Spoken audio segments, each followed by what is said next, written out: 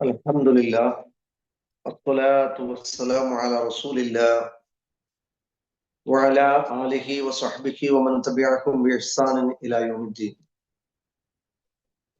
أعوذ بالله من الشيطان الرجيم. بسم الله الرحمن الرحيم. يا أيها الذين آمنوا اتقوا الله حق تقاته ولا تموتن إلا وأنتم مسلمون.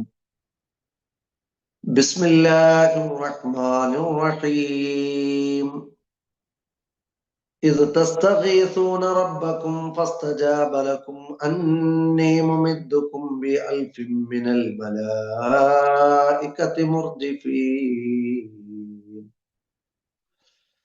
സ്നേഹമുള്ള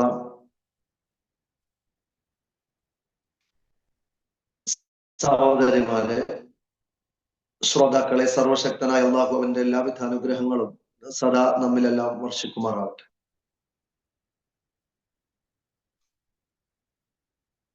വളരെ പ്രശംസനീയമായ ഒരു പ്രോഗ്രാമാണ് നമ്മൾ ഈ നിർവഹിക്കുന്നത്.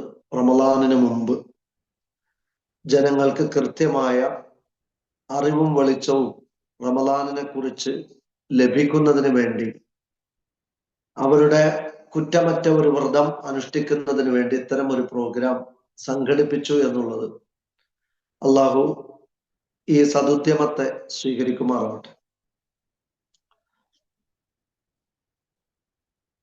ബദർ നൽകുന്ന സന്ദേശം എന്നതാണ് നമുക്ക് അല്പനേരം ചർച്ച ചെയ്യാനുള്ളത്. പ്രവാചക തിരുമേനി സ്വല്ലല്ലാഹു അലൈഹി വസല്ലമയും കൂട്ടരും മക്കയിൽ നിന്ന് മദീനയിലേക്ക് ഹിജ്റ പുറപ്പെട്ട് മദീനയിലെത്തി ആശ്വാസത്തിന്റെ നെടുവീർപ്പുകൾ വിടാൻ തുടങ്ങിയപ്പോഴാണ് ഹിജ്റ 2-ാം വർഷം നോമ്പ് നിർബന്ധമായ കൽപ്പന വന്നത്. അതേ ഒന്നാമത്തെ റമളാനിലെ റമളാൻ 17-നാണ് ബദർ എന്ന് പറയുന്ന ചരിത്ര പ്രസിദ്ധമായ യുദ്ധം നടന്നത്. ഈ ഒരു ബദർ റമളാൻ മാസത്തിൽ സ്മരിക്കുക എന്നുള്ളത്, ഇത്തരം ചർച്ചയ്ക്ക് വിധേയമാക്കുക എന്നുള്ളത് ഈ ഒരു നിലക്ക് പ്രാധാന്യമർഹിക്കുന്നു. പട്ടിണിയും പരിവട്ടവുമായി ജീവിച്ചിരുന്നവർ, തങ്ങളുടെ സർവസമ്പത്തും മക്കയിൽ ഉപേക്ഷിച്ചു പോന്നവർ, അവർ ശൂന്യഹസ്തരായിരുന്നു. മദീനയിലെത്തി അവർക്ക് ജീവിതം ഒന്ന് മെച്ചപ്പെട്ടു വരുന്നേ ഉള്ളൂ. ആ സമയത്ത് പട്ടിണിയുടെ നാളുകളിൽ ത്യാഗം സഹിച്ച് വ്രതമനുഷ്ഠിക്കുന്നതിനോടൊപ്പം യുദ്ധത്തിനുള്ള കൽപ്പനയുണ്ടാകുന്നു. ആ യുദ്ധത്തിന് വേണ്ടി അവർ ബദറിലേക്ക് പുറപ്പെടുന്നു. ഇതൊരു യാഥാർത്ഥ്യത്തിന്റെ ചരിത്രമാണ്, ഏതെങ്കിലും ഒരു സാങ്കല്പിക കഥയല്ല. ബദറിലേക്ക് നയിച്ച പശ്ചാത്തലം നമുക്കറിയാം.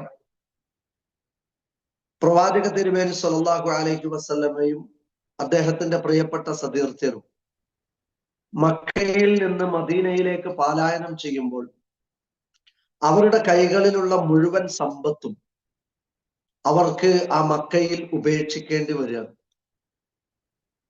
അവരെല്ലാം ഉപേക്ഷിച്ചിട്ട് പോയ ഈ സമ്പത്ത് കൈക്കലാക്കുകയും ആ സമ്പത്തിലൂടെ പിന്നീട് ഷാമിലേക്കും യമനിലേക്കും അടക്കം കച്ചവട സംഘത്തെ ഈ പണം കൊണ്ട് നിയോഗിക്കുകയും വമ്പിച്ച സമ്പത്ത് ഉണ്ടാക്കിക്കൊണ്ടുവരികയും ചെയ്യുമ്പോൾ മദീനയിലെത്തിയ പ്രവാചക തിരുമേനി സ്വല്ലല്ലാഹു അലൈഹി വസല്ലമയെയും കൂട്ടരെയും വീണ്ടും നശിപ്പിക്കുവാനും ഉപദ്രവിക്കുവാനുമുള്ള ചർച്ചകളും നീക്കങ്ങളും നടക്കുകയും ചെയ്യുന്നുണ്ട്. മക്കയിൽ നിന്ന് ആരെങ്കിലും മദീനയിലേക്ക് പുറപ്പെടുമ്പോൾ അവരെയൊക്കെ പിടിച്ചു വെക്കുകയും ഉപദ്രവിക്കുകയും ചങ്ങലക്കിടുകയും ചെയ്യുന്ന ചരിത്രങ്ങൾ വരെ നമ്മൾ വായിച്ചിട്ടുണ്ട്. അത്രത്തോളം പീഡിപ്പിച്ചിട്ടും പിന്നെയും തങ്ങളുടെ സമ്പത്ത്, മക്കയിൽ ഉപേക്ഷിച്ചു പോയ തങ്ങളുടെ സമ്പത്ത് ഉപയോഗിച്ചുകൊണ്ട് തന്നെ വീണ്ടും തങ്ങൾക്കെതിരെ വലിയ സന്നാഹങ്ങൾ ഒരുക്കുകയും കോപ്പ് കൂട്ടുകയും ചെയ്യുന്നുണ്ട് എന്നറിഞ്ഞപ്പോഴാണ് ആ സാമ്പത്തിക വളർച്ചയെ ഏത് നിലക്കും പ്രതിരോധിക്കണം എന്ന് നബി സല്ലല്ലാഹു അലൈഹി വസല്ലമ തീരുമാനിക്കുന്നതും അബൂ സുഫിയാനും കൂട്ടരും ഈ ഷാമിൽ നിന്ന് വലിയ കച്ചവട ലാഭവുമായി മടങ്ങുന്നുണ്ട് എന്നറിഞ്ഞപ്പോൾ ആ സംഘത്തെ പ്രതിരോധിക്കുവാൻ വേണ്ടി തീരുമാനിച്ചു. എന്നാൽ മറ്റൊരു വഴിക്ക് അവർ രക്ഷപ്പെട്ടു പോവുകയും ഈ വിവരം കാലേക്കൂട്ടി അബൂ സുഫിയാൻ ലഭിക്കുകയും ചെയ്തതുകൊണ്ട് അത്തരം ഒരു അവരുടെ വളർച്ചയുടെ സ്രോതസ്സിനെ ആ നിലക്ക് തടയാൻ അവിടെ സാധിച്ചിട്ടില്ല. രക്ഷപ്പെട്ടു പോന്നിട്ടും അബൂജഹലും കൂട്ടരും അങ്ങനെ മുഹമ്മദിനെയും കൂട്ടരെയും വെറുതെ വിട്ടാൽ പറ്റില്ല എന്ന തീരുമാന പ്രകാരമാണ് പിന്നീട് പടപ്പുറപ്പാട് നടത്തി ഈ പറയുന്ന ബദറിലേക്ക്, മദീനയിൽ നിന്ന് ഏകദേശം 150 കിലോമീറ്റർ ദൂരമുള്ള ബദറിലേക്ക് പുറപ്പെട്ടു പോരുന്നത്.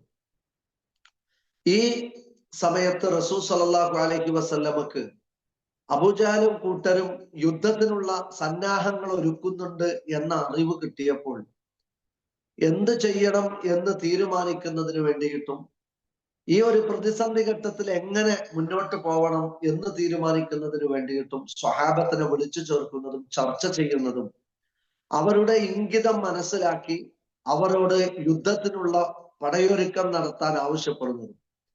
ഒരു ഭാഗത്ത് അബൂജഹലും കൂട്ടരും 1000-ഓളം വരുന്ന സൈന്യം, വമ്പിച്ച അശ്വഭടന്മാർ, കുതിരപ്പടയാളികൾ, മാറി മാറി യുദ്ധം ചെയ്യാൻ ആവശ്യമായ എല്ലാ പടക്കോപ്പുകളുമായി, വാദ്യോപകരണങ്ങളും ചെണ്ടമേളങ്ങളുമായി, നർത്തകിമാരുടെ ഒക്കെ അകമ്പടിയോടുകൂടി ഒട്ടകങ്ങളെ അറുത്ത് തിന്ന് സുഭിക്ഷമായി അത്രത്തോളം മരുഭൂമിയിലൂടെ യാത്രയാണെങ്കിൽ പോലും അവർക്ക് ആവശ്യമുള്ളതെല്ലാം അവർ കാലേ കൂട്ടി തയ്യാറാക്കിക്കൊണ്ടാണ് ബദറിലേക്ക് പുറപ്പെടുന്നത്. എന്നാൽ അഷ്റഫുൽ ഖൽഖ് സല്ലല്ലാഹു അലൈഹി വസല്ലമയുടെ കൂടെ നേരത്തെ പറഞ്ഞ സൈന്യത്തിന്റെ 1/3 ഭാഗം മാത്രമേ ഉള്ളൂ. വെറും 313 വരുന്ന ആളുകൾ, അതും ആയുധ ബലമില്ല, ആൾബലമില്ല, യുദ്ധപാടവങ്ങൾ പരിചയിക്കാത്ത കുറെ സാധുക്കൾ, പാവപ്പെട്ട മനുഷ്യര്. ഇവരെയും കൊണ്ട് റസൂൽ സല്ലല്ലാഹു അലൈഹി വസല്ലമ മറ്റൊരു വഴിക്ക് ഈ പറയുന്ന ബദറിലേക്ക് പുറപ്പെടുകയാണ് യുദ്ധത്തിന് വേണ്ടിയിട്ട്. ഇവിടെ ഈ ബദർ യുദ്ധം എന്നതിനെ കുറിച്ച് നമ്മൾ ചർച്ച ചെയ്യുമ്പോൾ യുദ്ധത്തിലേക്ക് നയിച്ച ഒരുപാട് കാര്യങ്ങൾ അതിന്റെ മുമ്പുണ്ടായിട്ടുണ്ട്. എപ്പോഴാണ് അല്ലാഹു സുബ്ഹാനഹു വ തആല തിരിച്ചടിക്കാനും പ്രതിരോധിക്കാനുമുള്ള അനുവാദം നൽകിയത്, എന്തുകൊണ്ടാണ് അങ്ങനെ ഒരു തിരിച്ചടിക്കാനുള്ള സാഹചര്യങ്ങൾ അനുകൂലമാക്കിയത് എന്ന് ചോദിച്ചാൽ, റസൂൽ സല്ലല്ലാഹു അലൈഹി വസല്ലമയും കൂട്ടരും മക്കയിൽ ജീവിച്ചിരുന്ന കാലത്ത് ഈ പരസ്യ പ്രബോധനം തുടങ്ങിയതോടുകൂടി എതിർപ്പുകൾക്ക് ശക്തി കൂടുകയും ശക്തമായ എതിർപ്പിന് വിധേയമാവുകയും ചെയ്യണം. എന്ന് വെച്ചാൽ റസൂൽ സല്ലല്ലാഹു അലൈഹി വസല്ലമ മക്കയിൽ ഉണ്ടായിരുന്ന മുഴുവൻ ഗോത്രക്കാരെയും വിളിച്ചു ചേർത്ത് അവരോട് മുഴുവൻ ഒന്നടങ്കം, ഇതാ നിങ്ങൾക്ക് ഇങ്ങനെ, അതായത് ഇസ്ലാമിന്റെ സത്യസന്ദേശം ഇന്നതാണ്, അള്ളാഹു ഏകനാണ്, അവനെ മാത്രമേ ആരാധിക്കാൻ പാടുള്ളൂ, ഈ പ്രപഞ്ചത്തിന്റെ സൃഷ്ടാവിനെ അള്ളാഹു എന്ന് വിളിക്കുന്ന ആകാശഭൂമികളെ സൃഷ്ടിച്ചവനെ മാത്രമേ ആരാധിക്കാൻ പാടുള്ളൂ, ഞാൻ ആ അള്ളാഹുവിന്റെ ദൂതനാണ്, എനിക്ക് പരിശുദ്ധ ഖുർആൻ അവതരിക്കുന്നുണ്ട് എന്നിത്യാദി അടിസ്ഥാനപരമായ കാര്യങ്ങൾ പറഞ്ഞു കൊടുത്തതോടുകൂടി ആദ്യം എഴുന്നേറ്റത് റസൂൽ സല്ലല്ലാഹു അലൈഹി വസല്ലമയുടെ എളാപ്പയായ ഈ പറയുന്ന അബൂലഹബ് തന്നെയാണ്.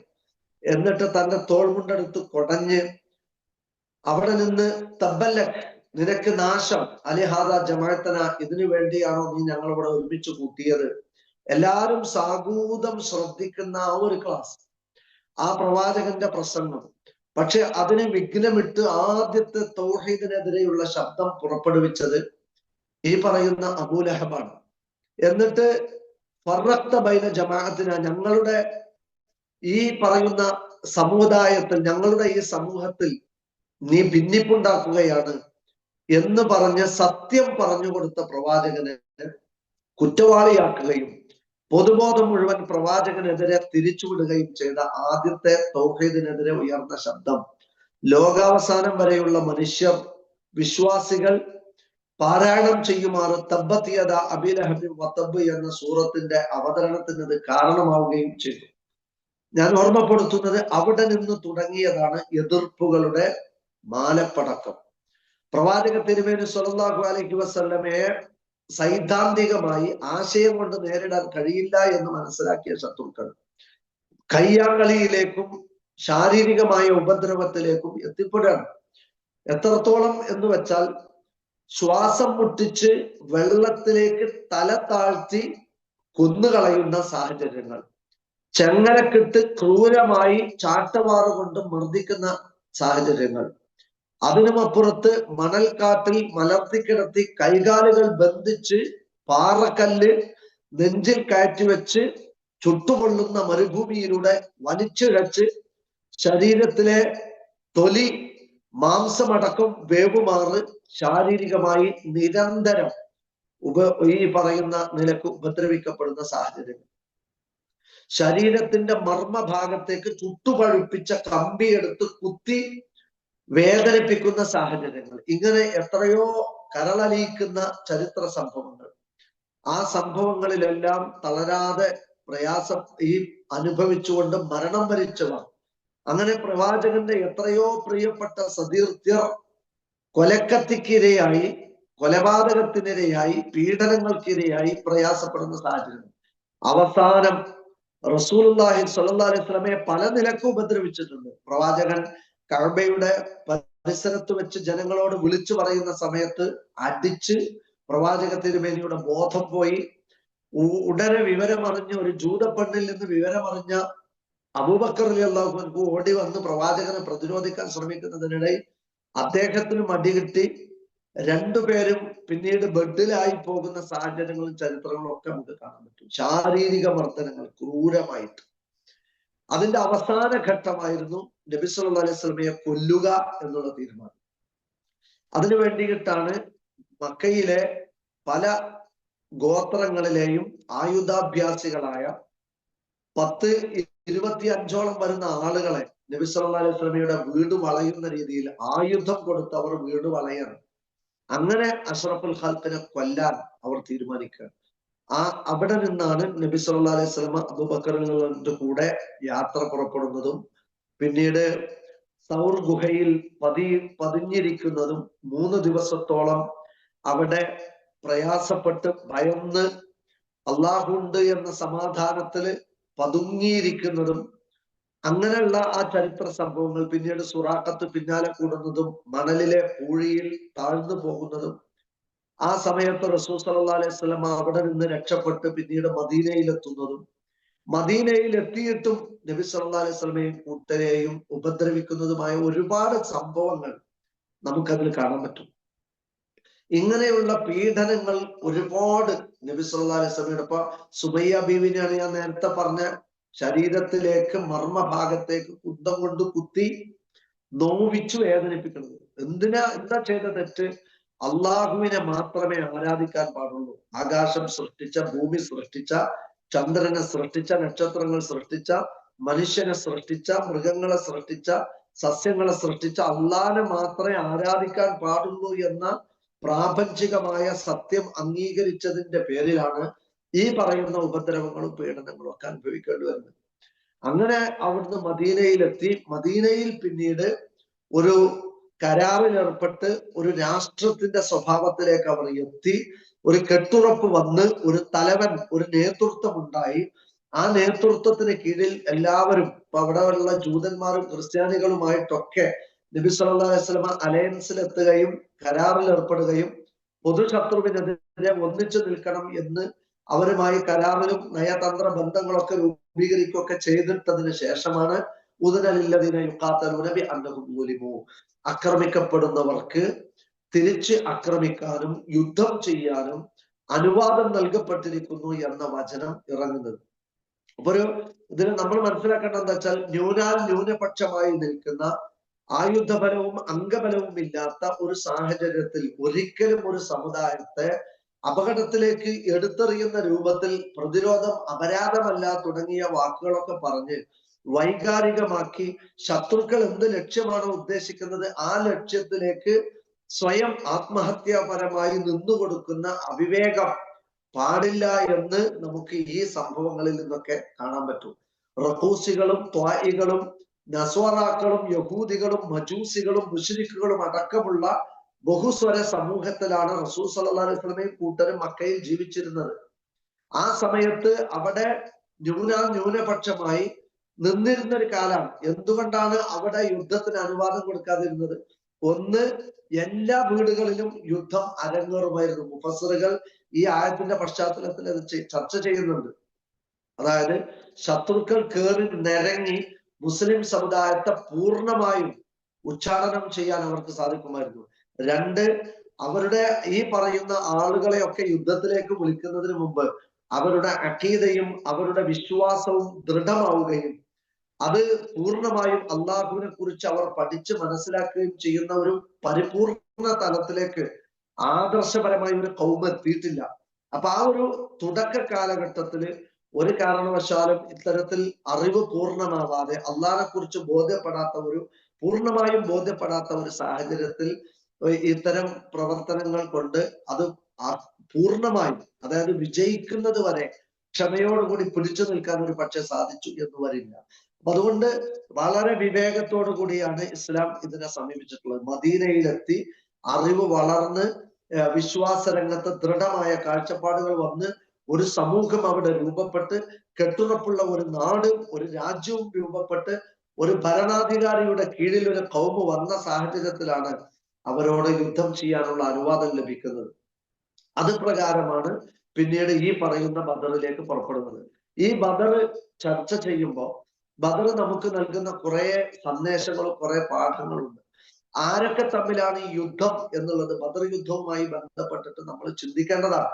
ആരൊക്കെ തമ്മിലാ? ഒരു ഭാഗത്ത് തൗഹീദ്, ഒരു ഭാഗത്ത് ശിർക്ക്, ഒരു ഭാഗത്ത് ഹക്ക്, ഒരു ഭാഗത്ത് ബാത്തില്, ആ ഒരു ഭാഗത്ത് ഈമാന്, മറുഭാഗത്ത് കുഫർ. ഈ സത്യവിശ്വാസവും സത്യനിഷേധവും തമ്മിലുള്ള യുദ്ധമാണ്. സത്യവും അസത്യവും തമ്മിലുള്ള യുദ്ധമാണ്. ധർമ്മവും അധർമ്മവും തമ്മിലുള്ള യുദ്ധമാണ്. ബഹുദൈവ വിശ്വാസവും ഏകദൈവ വിശ്വാസവും തമ്മിലുള്ള യുദ്ധമാണ്. ഇതാണ് ബദർ എന്ന് പറയുന്നത്. ആ ബദർ രണവീതിയിൽ ഇവർ ഏറ്റുമുട്ടുമ്പോൾ രണ്ടുപേരും പ്രാർത്ഥിക്കുന്നുണ്ട്. രണ്ടുപേരുടെയും പ്രാർത്ഥന ഉയരുന്നത് അള്ളാഹുവിലേക്കാണ്. അബൂജഹലിന്റെ പ്രാർത്ഥന ഉയർന്നത് അള്ളാഹുവിലേക്കാണ്. അബൂജഹൽ പ്രാർത്ഥിച്ചത്, പടച്ചവനെ നിന്റെ കക്ഷികളെ നീ വിജയിപ്പിക്കണമെന്ന് അള്ളാഹിനോട് പ്രാർത്ഥിക്കാൻ. ഇതേപോലെ അഷ്റഫുൽ ഖൽഖ് സല്ലല്ലാഹു അലൈഹി വസല്ലമയും പ്രാർത്ഥിക്കുന്നത് അല്ലാഹുമ്മ ഇൻ തുഹ്ലിക് ഹാദിഹിൽ ഉസ്വാബ, ഈ കൊച്ചു സൈന്യത്തെ നീ എങ്ങാനും തോൽപ്പിച്ചാൽ പിന്നെ ഈ ഭൂലോകത്ത് നീ ആരാധിക്കപ്പെടൂല എന്ന് വേവലാതിപ്പെട്ടുകൊണ്ട് അള്ളാഹുവിലേക്ക് കൈകൾ ഉയർത്തുക.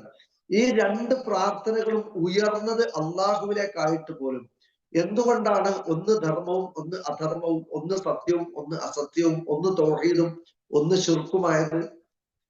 ഇവിടെ മക്കയിലെ മുശ്രിക്കുകൾക്ക് ഒരു കാര്യത്തിൽ സംശയമുണ്ടായിരുന്നില്ല. ഈ പ്രപഞ്ചത്തിന്റെ സൃഷ്ടാവ് അള്ളാഹുവാണ് എന്ന കാര്യത്തിൽ അവർക്ക് സംശയമില്ല. സൂര്യൻ സൃഷ്ടിച്ചത് അള്ളാഹുവാണ് എന്ന കാര്യത്തിൽ മക്കയിലെ മുശ്രിക്കുകൾക്ക് സംശയമില്ല. കാരണം അള്ളാഹു പറയുന്നുണ്ട് ഖുർആനില്, വലഇൻ സഅൽതഹും, നീ അവരോട് ചോദിച്ചു നോക്ക്, മൻ ഖലഖസ് സമാവാതി വൽ അർള, ആകാശങ്ങളെയും ഭൂമിയെയും സൃഷ്ടിച്ചത് ആരാണ്? മൻ സഖറ ശംസ വൽ ഖമറ, ആരാണ് സൂര്യനെയും ചന്ദ്രനെയും കീഴ്പ്പെടുത്തി തന്നത്? ഇതൊക്കെ ചോദിച്ചാൽ അവര് പറയില്ലേ, അള്ളാഹു ആണ് എന്ന് മക്കയിലെ മുശ്രിക്കുകൾ പറയും. അപ്പൊ ഈ മക്കയിലെ മുശ്രിക്കുകൾ സൃഷ്ടാവ് അള്ളാഹുവാണ് എന്ന കാര്യത്തിൽ അവർക്ക് രണ്ട് അഭിപ്രായമില്ല. മുദബ്ബിർ, നിയന്താവ് അള്ളാഹുവാണ് എന്ന കാര്യത്തിൽ അവർക്ക് രണ്ടഭിപ്രായമില്ല. സംരക്ഷകനും ഈ പറയുന്ന ഈ ജന്തുജാലങ്ങളെയൊക്കെ പടച്ചു പോറ്റിയതും അവർക്ക് സസ്യലതാദികൾ മുളപ്പിക്കുന്നതും അള്ളാഹുവാണ് എന്ന കാര്യത്തിൽ അവർക്ക് സംശയമില്ല. പിന്നെ അവർക്കുള്ള സംശയം എന്തിന്റെ പേരില്ല? അവര് അള്ളാഹുവിലേക്ക് ഇടയാളന്മാരെയാണ് സ്വീകരിച്ചത് എന്ന് ഖുർആൻ പറയുന്നുണ്ട്. അവരോട് ചോദിക്കാണ്, നിങ്ങൾ എന്തിനാണ് അള്ളാഹു അല്ലാത്തവരെ പ്രാർത്ഥിക്കുന്നത്, പൂജ നടത്തുന്നത് എന്ന് ചോദിച്ചാൽ അവര് പറയും, ഹൗലായി ശുഫാഉന ഇൻദല്ലാഹ്, അള്ളാഹ്ക്ക് പുറമെ ഞങ്ങൾ ഈ സ്വീകരിച്ച ലാത്ത, ഉസ്സ, മനാത്ത, ഉറൂബ്, കുഹല്, ഇബ്രാഹിം നബി, ഇസ്മായിൽ നബി തുടങ്ങിയ അമ്പിയാക്കളും ഔലിയാക്കൾ എന്ന് അവര് പറയുന്ന എല്ലാവരും ഞങ്ങൾക്ക് അള്ളാഹുവിന്റെ അടുത്ത് ശുപാർശകരാണ്. ഞങ്ങളെ കാര്യം അവർ അള്ളാഹുവിനോട് പറഞ്ഞ് റെക്കമെൻഡ് ചെയ്യും. ഇതാണ് ഒരു വിശ്വാസം. രണ്ട്, മാ നഅ്ബുദുഹും ഇല്ലാ ലിയുഖർരിബൂന ഇലല്ലാഹി സുൽഫ. മാ നഅ്ബുദുഹും ഞങ്ങൾ അവയെ ആരാധിക്കുന്നില്ല. ഏവയെ? ഇബ്രാഹിം നബി, ഇസ്മായിൽ നബി അടക്കമുള്ളവരുടെ വിഗ്രഹത്തെ ആരാധിക്കുന്നില്ല. എന്തിനു വേണ്ടിയല്ലാതെ? ഇല്ലാ ലിയുഖർരിബൂന അവർ ഞങ്ങളെ അടുപ്പിക്കും ഇലല്ലാഹ് അള്ളാഹുവിലേക്ക്. എങ്ങനെ? സുൽഫ സാമീപ്യം നേടിത്തന്നുകൊണ്ട്. അപ്പൊ പടച്ചോന്റെ അടുത്ത് ഞങ്ങൾ പാപികളാണ്, ഞങ്ങൾ ദോഷികളാണ്. എന്നാൽ അമ്പിയാക്കളും ഔലിയാക്കളുമായ ഇവർ ഞങ്ങളെ അള്ളാഹുവിലേക്ക് അടുപ്പിക്കും. അതിനാണ് ഞങ്ങൾ ദുആക്ക് വേണ്ടിയിട്ടും സഹായത്തേട്ടത്തിന് വേണ്ടിയിട്ടും അവരെ സ്വീകരിക്കുന്നത്. ഇത് ഇന്ന് കേരളത്തിലുള്ള ചില ആളുകളുടെ വാദവും വിശ്വാസവുമാണ്. അതിനെ മക്കയിലെ മുശ്രിക്കുകളെ പോലും കടന്ന വിശ്വാസത്തിലേക്ക് ഈ കേരളത്തിലെ മുസ്ലിമീങ്ങളിൽ ചിലർ, മഹാഭൂരിപക്ഷം വരുന്ന ചിലർ എത്തിപ്പെട്ടിട്ടുണ്ട്.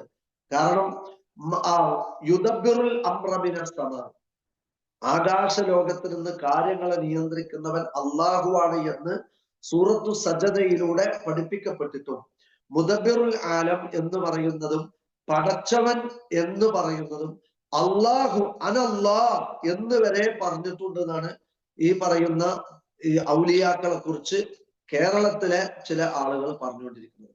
അപ്പൊ അള്ളാഹുവാണ് ഈ പറയുന്ന CM മടവൂർ.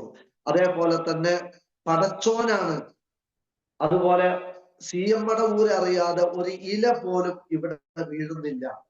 ഈ ലോകം നിയന്ത്രിക്കുന്നത് പൂർണ്ണമായും CM ആണ് എന്ന് വിശ്വസിക്കുന്ന മക്ക മുശ്രിക്കുകൾക്ക് പോലും ഇല്ലാത്ത വിശ്വാസം ഇന്ന് കേരളത്തിൽ ചിലർ മുസ്ലിമുകളായിട്ട് പോലും, മുസ്ലിമുകളാണെന്ന് അവകാശപ്പെടുമ്പോൾ പോലും മക്ക മുശ്രിക്കുകളെ നാണിപ്പിക്കുന്ന വിശ്വാസം കൊണ്ട് നടക്കുന്നുണ്ട്.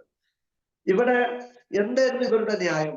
ഞങ്ങൾ ഔലിയാക്കളെയും അമ്പിയാക്കളെയും തേടുന്നതും പ്രാർത്ഥിക്കുന്നതും അവർ ഞങ്ങളെ അള്ളാഹുവിലേക്ക് അടുപ്പിക്കും, അവർ ഞങ്ങൾക്ക് വേണ്ടി അള്ളാഹുവിനോട് ശുപാർശ പറയും. ഇതേ വിശ്വാസം, അതായത് നമ്മുടെ കേരളത്തിൽ എവിടെയൊക്കെ നിർമ്മിക്കപ്പെട്ട മഖ്ബറകളും ദർഗകളും ജാറങ്ങളും ഉണ്ടോ അവിടെ ചെല്ലുന്ന വിശ്വാസികൾ എന്തിനു വേണ്ടിയാണ് ചെല്ലുന്നത്? ഇതിലുള്ള ആളുകൾ ഞങ്ങൾക്ക് വേണ്ടി അള്ളാഹുവിന്റെ അടുത്ത് ശുപാർശ പറയും, ഇടയാളന്മാരാകും. ഈ മക്കയിലെ മുശ്രിക്കുകൾ ഈ വിശ്വാസം വെച്ച് പുലർത്തിയത് കൊണ്ടാണ് ഇവർ ശിർക്കായത്. മറ്റത് തൗഹീദാണ്.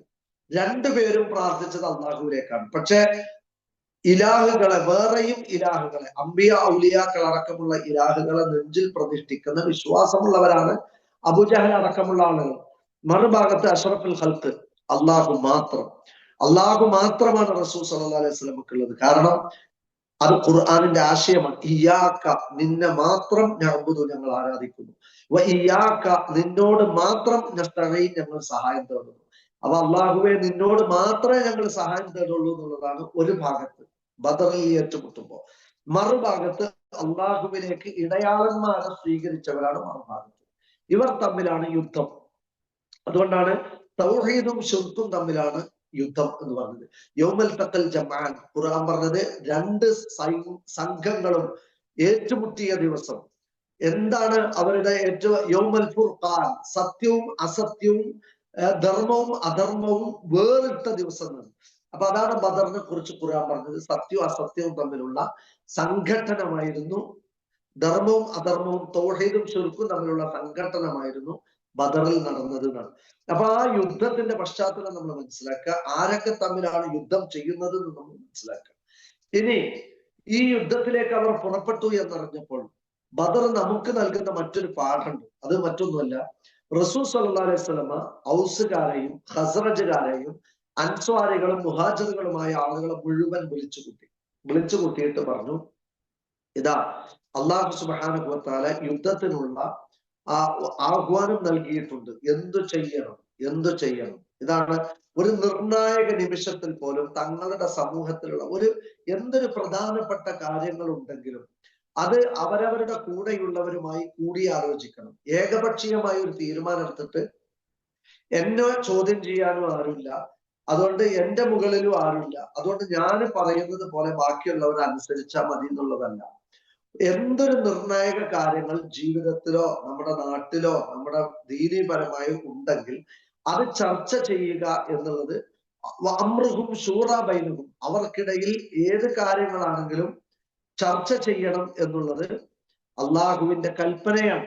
അതുകൊണ്ട് തന്നെ ആളുകളെ ഒരുമിച്ച് കൂട്ടി റസൂൽ സല്ലല്ലാഹു അലൈഹി വസല്ലം ചർച്ച ചെയ്യാൻ. ആ ചർച്ച ചെയ്തപ്പോൾ നമുക്ക് അവിടെ ലഭിക്കുന്ന ഒരു പാഠം എന്താണെന്ന്, ഒരു കാര്യം ഹക്കാണ്, വേണ്ടതാണ് എന്ന് ബോധ്യപ്പെട്ടാൽ അവിടെ അനുസരിക്കുക എന്ന് പറയുന്ന ഒരു ശീലം, ദീനിനു വേണ്ടി അനുഗുണമായ ഒരു കാര്യത്തെ അനുസരിക്കുക എന്നത് ഈ ബദറിൽ നമുക്ക് കാണാൻ സാധിക്കുന്ന ഒരു പാഠമാണ്. ഒന്ന് കൂടിയാലോചനയുടെ പ്രാധാന്യമാണെങ്കിൽ ആ കൂടിയാലോചനയിൽ എടുക്കുന്ന തീരുമാനത്തെ അംഗീകരിക്കുക എന്നുള്ളതാണ്. അവിടെ അൻസ്വാരികളുടെ തലവനും സഅദ് റളിയല്ലാഹു അൻഹു, മുഹാജിറുകളുടെ തലവൻ മിഖ്ദാദ് റളിയല്ലാഹു അൻഹു റസൂൽ സല്ലല്ലാഹു അലൈഹി വസല്ലം പറഞ്ഞ വാക്കിന് പറഞ്ഞ മറുപടി എന്താണ്? അഷ്റഫുൽ ഖൽഖെ, അന്ന് ഞങ്ങളോട് ആഴക്കടലിലേക്ക് ഇറങ്ങാൻ വേണ്ടി ആവശ്യപ്പെട്ടു, അങ്ങയുടെ കൂടെ ഞങ്ങളും ഉണ്ടാവും. ഞങ്ങളോട് താങ്കൾ പറഞ്ഞു, താങ്കൾ ഞങ്ങളുടെ നേതാവാണ്, കൈകാര്യകർത്താവാണ്, അതുകൊണ്ട് ഞങ്ങളോട് പറയണം ആഴക്കടലിലേക്ക് ഇറങ്ങുമെന്ന് പറഞ്ഞാൽ ഞങ്ങളുണ്ടാവും. രണ്ട്, ഈ മൂസാ നബിയോട് തങ്ങളുടെ അനുയായികൾ പറഞ്ഞ ഡയലോഗ് എന്താ? ഇത് അൻത റബ്ബുക ഫഖാതില, നീയും നിന്റെ റബ്ബും പോയി യുദ്ധം ചെയ്തുവാ, ഞങ്ങൾ ഇവിടെ ഇന്ന ഹാവുന കാഴുന്നു, ഞങ്ങൾ ഇവിടെ ഇരിക്കാം എന്ന് പറയുന്ന ഒരു അനുസരണം കെട്ടവരല്ല ഞങ്ങൾ അള്ളാഹുവിന്റെയും റസൂലിന്റെയും കൂടെ ഹക്കിന് വേണ്ടി എന്നും ഉണ്ടാകും. അത് ഹളറമൗത്തിലേക്ക് ഞങ്ങളോട് ഇറങ്ങാൻ വേണ്ടി പറഞ്ഞാൽ, അത്ര ദുർഘടം പിടിച്ച യാത്രാ വഴികൾ താണ്ടേണ്ടി വന്നാലും ഞങ്ങളുണ്ടാകും എന്ന അവരുടെ സന്നദ്ധതയാണ് അവർ അറിയിച്ചത്. അപ്പൊ നിങ്ങൾ നോക്കിയ 3 കാര്യങ്ങൾ: ഒന്ന്, കൂടിയാലോചന വേണം; 2, എടുത്ത തീരുമാനത്തെ അനുസരിച്ച് മുന്നോട്ട് പോകണം; 3, ആ തീരുമാനത്തിന് വേണ്ടി സന്നദ്ധത ഉണ്ടാവണം. എന്തും ചെയ്യാൻ ഞങ്ങൾ സന്നദ്ധരാണ്, ത്യാഗം ചെയ്യാൻ ഞങ്ങൾ സന്നദ്ധരാണ്, ശരീരത്തിൽ നിന്ന് റൂഹ് പിരിയാൻ ഞങ്ങൾ സന്നദ്ധരാണ്, വെട്ടുകൊള്ളാൻ ഞങ്ങൾ സന്നദ്ധരാണ്. ഈ സന്നദ്ധതയാണ് അവർ അറിയിച്ചത്. അഷ്റഫുൽ ഖൽഖിന്റെ മുഖം അഷ്റഖ വജ്ഹ റസൂലിന്റെ എന്നാണ്. അമ്പിളിത്തിങ്കൾ കല ചന്ദ്രബിംബം പോലെ പ്രവാചകന്റെ ആ മുഖമുണ്ടല്ലോ, അത് വിടർന്നു പുഞ്ചിരി തൂക്കി റസൂൽ സല്ലല്ലാഹു അലൈഹി വസല്ലം.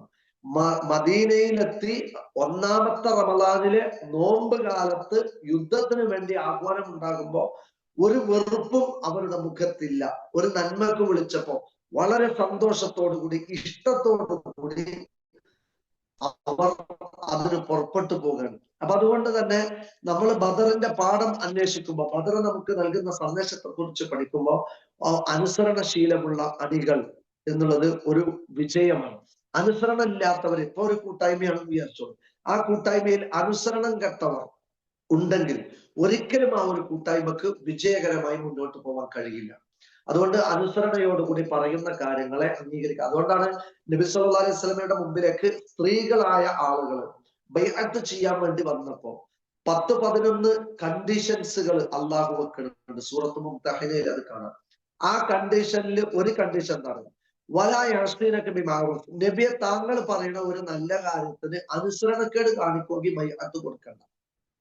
ഇസ്ലാമിക സമൂഹത്തിന്റെ കീഴിൽ ജിസിയ, കപ്പവും ചുങ്കവും ടാക്സും കൊടുത്ത് ഞങ്ങളുമുണ്ട് എന്ന് പറഞ്ഞ് ബൈഅത്ത് ചെയ്യാൻ വരുമ്പോ പറയാണ്, നബിയെ താങ്കൾ പറയുന്ന ഒരു നല്ല കാര്യത്തോട് അനുസരണക്കേട് കാണിക്കുന്നവരാണെങ്കിൽ അവരെ താങ്കൾ ബൈഅത്ത് കൊടുക്കേണ്ടതില്ല. അപ്പൊ അനുസരിക്കുക. ഈ ആയത്തിന്റെ ഷറഹിൽ കാണാം, മഅറൂഫ് എന്ന് പറഞ്ഞാൽ തലച്ചോറുകൊണ്ട് ചിന്തിച്ചാൽ ഒരു കാര്യം നല്ലതാണ് എന്ന് തോന്നുന്നുണ്ടെങ്കിൽ അതും, ശറഈയായി അള്ളാഹു റസൂൽ കൽപ്പിച്ചതാണെങ്കിൽ അതും മഅറൂഫാണ്. അതുകൊണ്ട് അത് റസൂലുള്ള ഒരു നേതൃത്വത്തിലുള്ളവർ പറഞ്ഞാൽ അത് അനുസരിക്കുക എന്നതാണ് ഒരു സമുദായത്തിന്റെ വിജയം. അതുകൊണ്ട് അനുസരണ വളരെ പ്രധാനപ്പെട്ടതായിട്ട് ഈ ബദർ നമുക്ക് പഠിപ്പിച്ചു തരുന്ന മറ്റൊരു പാഠമാണ്.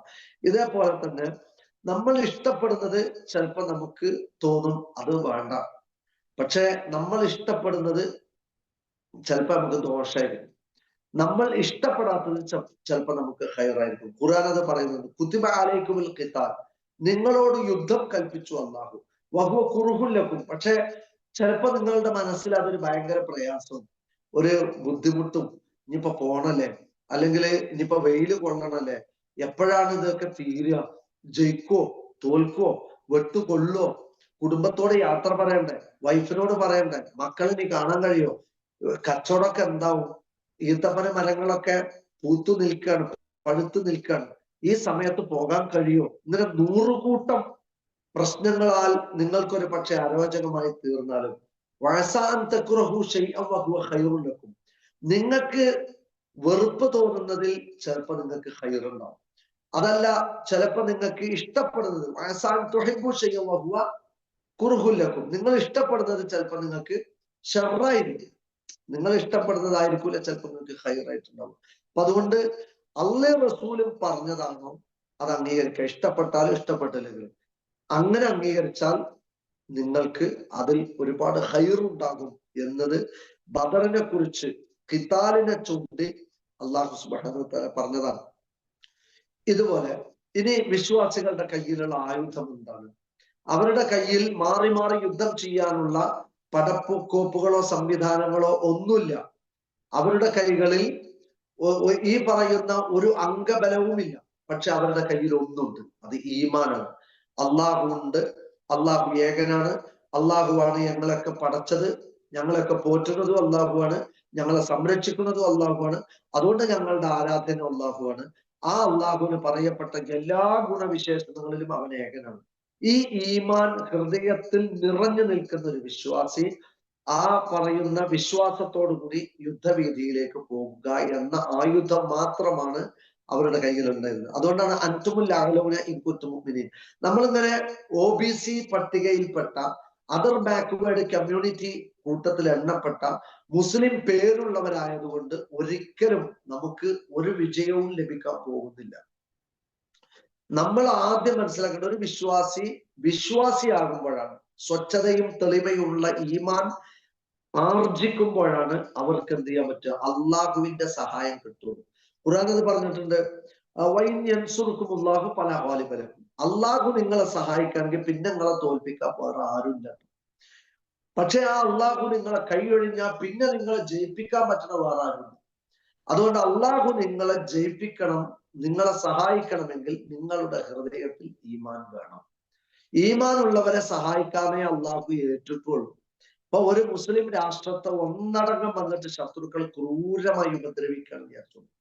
പക്ഷെ ഉയരുന്ന പ്രാർത്ഥനയിലെ യുദ്ധത്തിൽ രക്ഷപ്പെടാനുള്ള കൈകളുടെ പ്രാർത്ഥന അള്ളാഹു സ്വീകരിക്കണമെങ്കിൽ ഈമാനിന്റെ ബലം വേണം. അതുകൊണ്ട് ഈമാനും കുഫറും തമ്മിലാണ് ബദറിൽ ഏറ്റുമുട്ടിയത്, സത്യവിശ്വാസം. ആ സത്യവിശ്വാസത്തിന്റെ രുചി എന്ന് പറഞ്ഞാൽ എന്താണ്? വാപ്പാനേക്കാൾ, ഉമ്മയേക്കാൾ, കച്ചവടത്തെക്കാൾ, വീടിനേക്കാൾ, വീട് ജോലിയേക്കാൾ, നമ്മളെടുക്കുന്ന ജോലിയേക്കാൾ, നമ്മുടെ മക്കളെക്കാൾ, കൂട്ടുകുടുംബത്തെക്കാൾ വലുത് അള്ളാഹുവാണ് എന്നതാണ് ഈമാനിന്റെ പരമകാഷ്ഠം. ഭർത്താവിനേക്കാൾ എനിക്ക് വലുതിന്റെ അള്ളാഹുവാണ്, അതാണ് ഈമാൻ എന്ന് പറയുന്നത്. അത് പ്രവൃത്തിയിലും ജീവിതത്തിലും തെളിയണം. അങ്ങനെ നേടിയ ഈമാൻ ഉണ്ടെങ്കിലേ ഈ പറഞ്ഞ വിജയം നമുക്ക് അനുകൂലമാകുള്ളൂ, അള്ളാഹിന്റെ അടുത്ത് നിന്ന് സഹായം കിട്ടും. ഇനിയിപ്പോ സംഘപരിവാരങ്ങൾ ഒന്നടങ്കം വന്നിട്ട് മുസ്ലിമീങ്ങളെ ഉപദ്രവിക്കാൻ വന്നു വിചാരിച്ചു, അള്ളാന്റെ സഹായം കിട്ടണമെങ്കിൽ ഈമാൻ.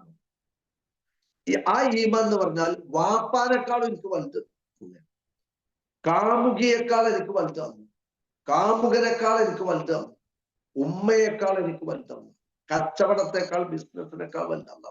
ഈ ഒരു മാനസികാവസ്ഥ കിട്ടാത്തത് കൊണ്ടാണ് നമ്മുടെ ഈമാനിന് ജ്വാലയില്ലാത്തത്.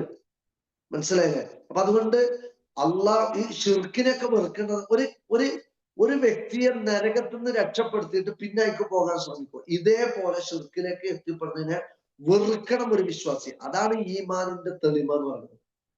മനസ്സിലായി? എന്റെ ലൈഫിൽ കുഫർ സംഭവിക്കരുത്, തെമ്മാടിത്തം വരരുത്, എന്റെ ജീവിതത്തിൽ ഷിർക്ക് സംഭവിക്കാൻ പാടില്ല, ഞാനൊരു നിരീശ്വരവാദിയാകാൻ പാടില്ല, ഞാനൊരു ലിബറൽ ആകാൻ പാടില്ല, ഞാനൊരു യുക്തിവാദിയാകാൻ പാടില്ല, ഞാനൊരു ഫെമിനിസ്റ്റ് ആകാൻ പാടില്ല. ഇങ്ങനെ മനസ്സിലാക്കി ഞാൻ അള്ളാഹു പറഞ്ഞിടത്താണ് ഞാനുള്ളത്, എന്റെ വാദങ്ങളിലല്ല ഞാനുള്ളത്, എന്റെ വാദം അള്ളാന്റെ കലാമാണ്, എന്റെ വിശ്വാസം എന്റെ റസൂല് പറഞ്ഞതാണ്, എന്റെ വസ്ത്രം എന്റെ റസൂല് പറഞ്ഞതാണ്, എന്റെ വികാരങ്ങൾ എന്റെ അള്ളാഹുവിന്റെ ദീനിനനുസരിച്ചാണ്. ഇതാണ് ഈമാൻ എന്ന് പറയുന്നത്. ഈ ഈമാനിന്റെ തെളിമ നമ്മളിൽ വന്നെത്തിയെങ്കിൽ മാത്രമേ അള്ളാഹുവിന്റെ സഹായം നമുക്കുണ്ടാവൂ. അതുകൊണ്ടാണ് ഇവിടെ യുദ്ധം നടന്നപ്പോൾ മുസ്ലിമീങ്ങൾ വിജയിച്ചത്. കാരണം അവർക്ക് ഈമാനിന്റെ ആയുധമുണ്ട്. മറുഭാഗത്ത് ഈ പറയുന്ന 100-200ഓളം വരുന്ന അശ്വഭടന്മാർ, ഈ കുതിരപ്പടയാളികൾ, ഇവിടെ ആകെ വിരലിൽ എണ്ണാവുന്ന കുതിരകളെ ഉള്ളൂ. പിന്നുള്ളത് കുറച്ച് ഒട്ടകമാണ്. ബാക്കിയുള്ള ആളുകൾ അതും തന്നെ മാറി മാറിയാണ് യാത്ര ചെയ്യുന്നത്. 150 കിലോമീറ്റർ മരുഭൂമി കൂടെ അങ്ങനെ നടക്കണം.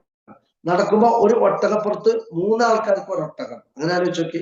എന്നിട്ട് ഒരാള് യാത്ര ചെയ്യാം, പിന്നെ അയാള് കുറച്ച് കഴിഞ്ഞാൽ ബാക്കി കുഴങ്ങുമ്പോ വേറെ ആള് കയറുക, മറ്റേ ആൾ ഇറങ്ങുക. ഇങ്ങനെ റസൂൽ സ്വല്ലല്ലാഹു അലൈഹി വസല്ലം അടക്കം മാറി മാറി മാറി മാറി യാത്ര ചെയ്തിട്ടാണ് ഈ ബദറിലേക്ക് പുറപ്പെടുന്നത്. അത്ര ഈ പറയുന്ന വാഹനം പോലും ഇല്ലാതെ പൊട്ടിയ വാളുമായിട്ടൊക്കെയാണ് ഓരോരുത്തർ വന്നിട്ടുള്ളത്.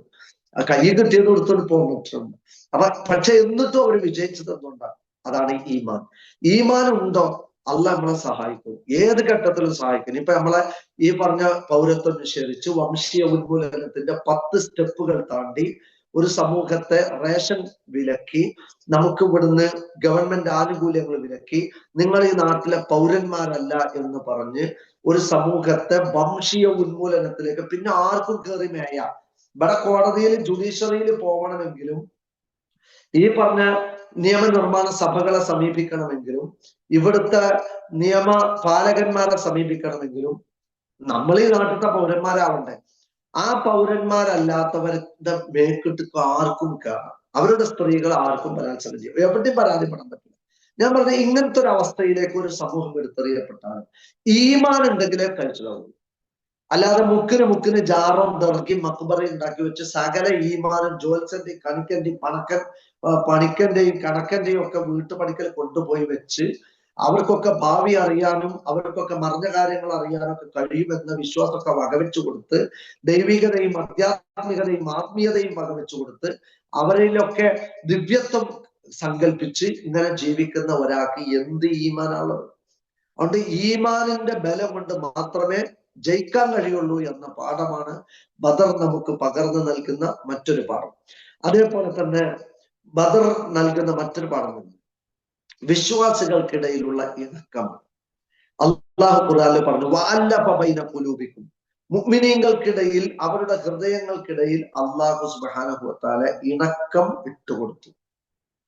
വലൗ അൻഫഖ്ത മാ ഫിൽ അർളി ജമീഅ, ഭൂമിയിലുള്ളത് മുഴുവൻ നീ ചിലവഴിച്ചിട്ട് ഇണക്കുണ്ടാക്കാൻ നോക്കി. ഇപ്പൊ ഒരു നാട്ടില് കുറെ ആനുകൂല്യങ്ങളാണ് കൊടുത്തിട്ട് തങ്ങൾക്ക് അനുകൂലമായ ഇണക്കുണ്ടാക്കാൻ നോക്കിയാലും ഇണക്കുണ്ടാവില്ല എന്നാ. ഭൂമിയിലുള്ള സകല സമ്പത്തും ചെലവഴിച്ചിട്ട് ആളുകൾക്കിടയിൽ ഇണക്കുണ്ടാക്കിയാലും ഇണക്കുണ്ടാവില്ല. ആദർശ ബന്ധുക്കൾ തമ്മിൽ നിഷ്കളങ്കമായ ഇണക്കം അത് ഉണ്ടാവണം. ഒരേ വാക്ക്, ഒരേ സ്വരം, ഒരേ ലക്ഷ്യം, ഒരേ ആദർശം, ഒരേ നിലപാട്, അങ്ങനെ മുന്നോട്ട് പോകണം. ഇത് കുറെ എണ്ണം ഇങ്ങോട്ട്, കുറെ എണ്ണം ഇങ്ങോട്ട്, കുറെ എണ്ണം അങ്ങോട്ട്, കുറെ നിലപാട് ഇങ്ങോട്ട്, എന്നിട്ട് ഒരു ചിഹ്ന ഭിന്നമായ ആശയവും ആദർശവും നിലപാടുകളുമായി മുന്നോട്ട് പോയാൽ ഒരിക്കലും വിജയം കൈവരിക്കാൻ കഴിയില്ല. അത് ബദർ നൽകുന്ന മറ്റൊരു പാഠമാണ്.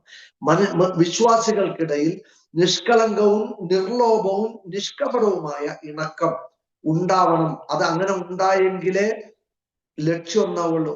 ഇല്ലെങ്കിൽ കുറ്റപ്പെടുത്തും. ഒരു ചെറിയ പ്രശ്നം വരുമ്പോഴേക്ക് ഇവന്റെ പണിയാണ് നമ്മൾ തോൽക്കാൻ കാരണം, അവന്റെ പണിയാണ് നമ്മൾ ഇതിനകത്ത് അടി കിട്ടാൻ കാരണം, മറ്റേ ആൾ മരിക്കാൻ കാരണം ഇവന്റെ ജോലിയാണ്. ഇങ്ങനെ പറഞ്ഞ ആളുകൾക്കിടയിൽ ചെറിയ ചെറിയ പരീക്ഷണങ്ങളോ വെല്ലുവിളികളോ നേരിടുമ്പോഴേക്ക് കുറ്റപ്പെടുത്തുന്ന മാനസികാവസ്ഥയുള്ളവർ ഒരിക്കലും അവർക്ക് വിജയിക്കാൻ പറ്റില്ല. അത് ഏത് സാഹചര്യത്തിലാണെങ്കിലും ഒരു ആദർശത്തിന് കീഴിൽ അണിനിരന്നവരുടെ മനസ്സുകൾക്കിടയിൽ ഇണക്കം ഉണ്ടാവണം എന്നാണ്. ആ ഇണക്കമുണ്ടെങ്കിലേ നമുക്ക് വിജയിക്കാൻ പറ്റുള്ളൂ. ഏത് പ്രതിസന്ധികളെയും തരണം ചെയ്യാൻ പറ്റുള്ളൂ. അത് ഖുർആൻ നമ്മളോട് പറഞ്ഞു തന്ന മറ്റൊരു കാര്യമാണ്. മറ്റൊരു ആശയം എന്നത് രക്തബന്ധവും ആദർശ ബന്ധവും തമ്മിൽ ഒരുമിച്ച് വരുമ്പോൾ ആദർശ ബന്ധത്തിനാണ് ഒന്നാം സ്ഥാനം. അതായത് കൃത്യമായിട്ട് പഠിച്ചു വെക്കുക. ബദർ നൽകുന്ന ഒരു പാഠാണ്. ഒരു ഭാഗത്ത് അബൂ ഉബൈദത്ത് ഇബ്നുൽ ജറാഹ് യുദ്ധം ചെയ്യുന്നത്, മറുഭാഗത്ത് അദ്ദേഹത്തിന്റെ വാപ്പ ജറാഹ്, ഒരു ഭാഗത്ത് അബൂബക്കർ റളിയല്ലാഹു അൻഹു, മറുഭാഗത്ത് അദ്ദേഹത്തിന്റെ മകൻ അബ്ദുറഹ്മാൻ, ഒരു ഭാഗത്ത് റസൂൽ സ്വല്ലല്ലാഹു അലൈഹി വസല്ലം, മറുഭാഗത്ത് അദ്ദേഹത്തിന്റെ മരുമകൻ അബൂ ഹഫ്സ്. അപ്പൊ ഇവര് തമ്മില് അബുൽ ആസ് ഇവർ തമ്മിൽ യുദ്ധം നടക്കുകയാണ്. അപ്പൊ നമ്മളൊന്ന് ആലോചിച്ചോക്ക്, ആരൊക്കെ തമ്മിലാ യുദ്ധം ബദറിൽ ഏറ്റുമുട്ടുന്നത്? വാപ്പയും മകനുമാണ്, മകനും വാപ്പയുമാണ്, മകളെ ഭർത്താവും അമ്മോശനുമാണ്, മരുമോനും അമ്മോശനും തമ്മിലാണ് യുദ്ധം. അതിലേക്ക് നയിച്ചത് എന്താണ്? രണ്ട് ആദർശാണ്.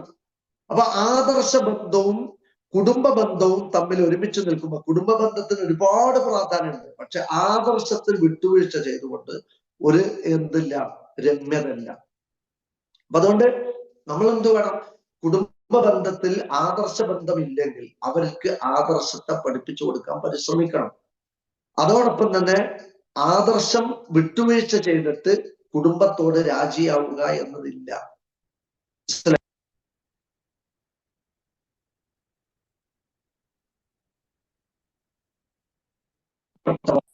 ഏറ്റവും നമുക്ക് ഏറ്റവും പ്രിയപ്പെട്ടത് വാപ്പ, പക്ഷെ വാപ്പക്ക് തൗഹീദില്ല.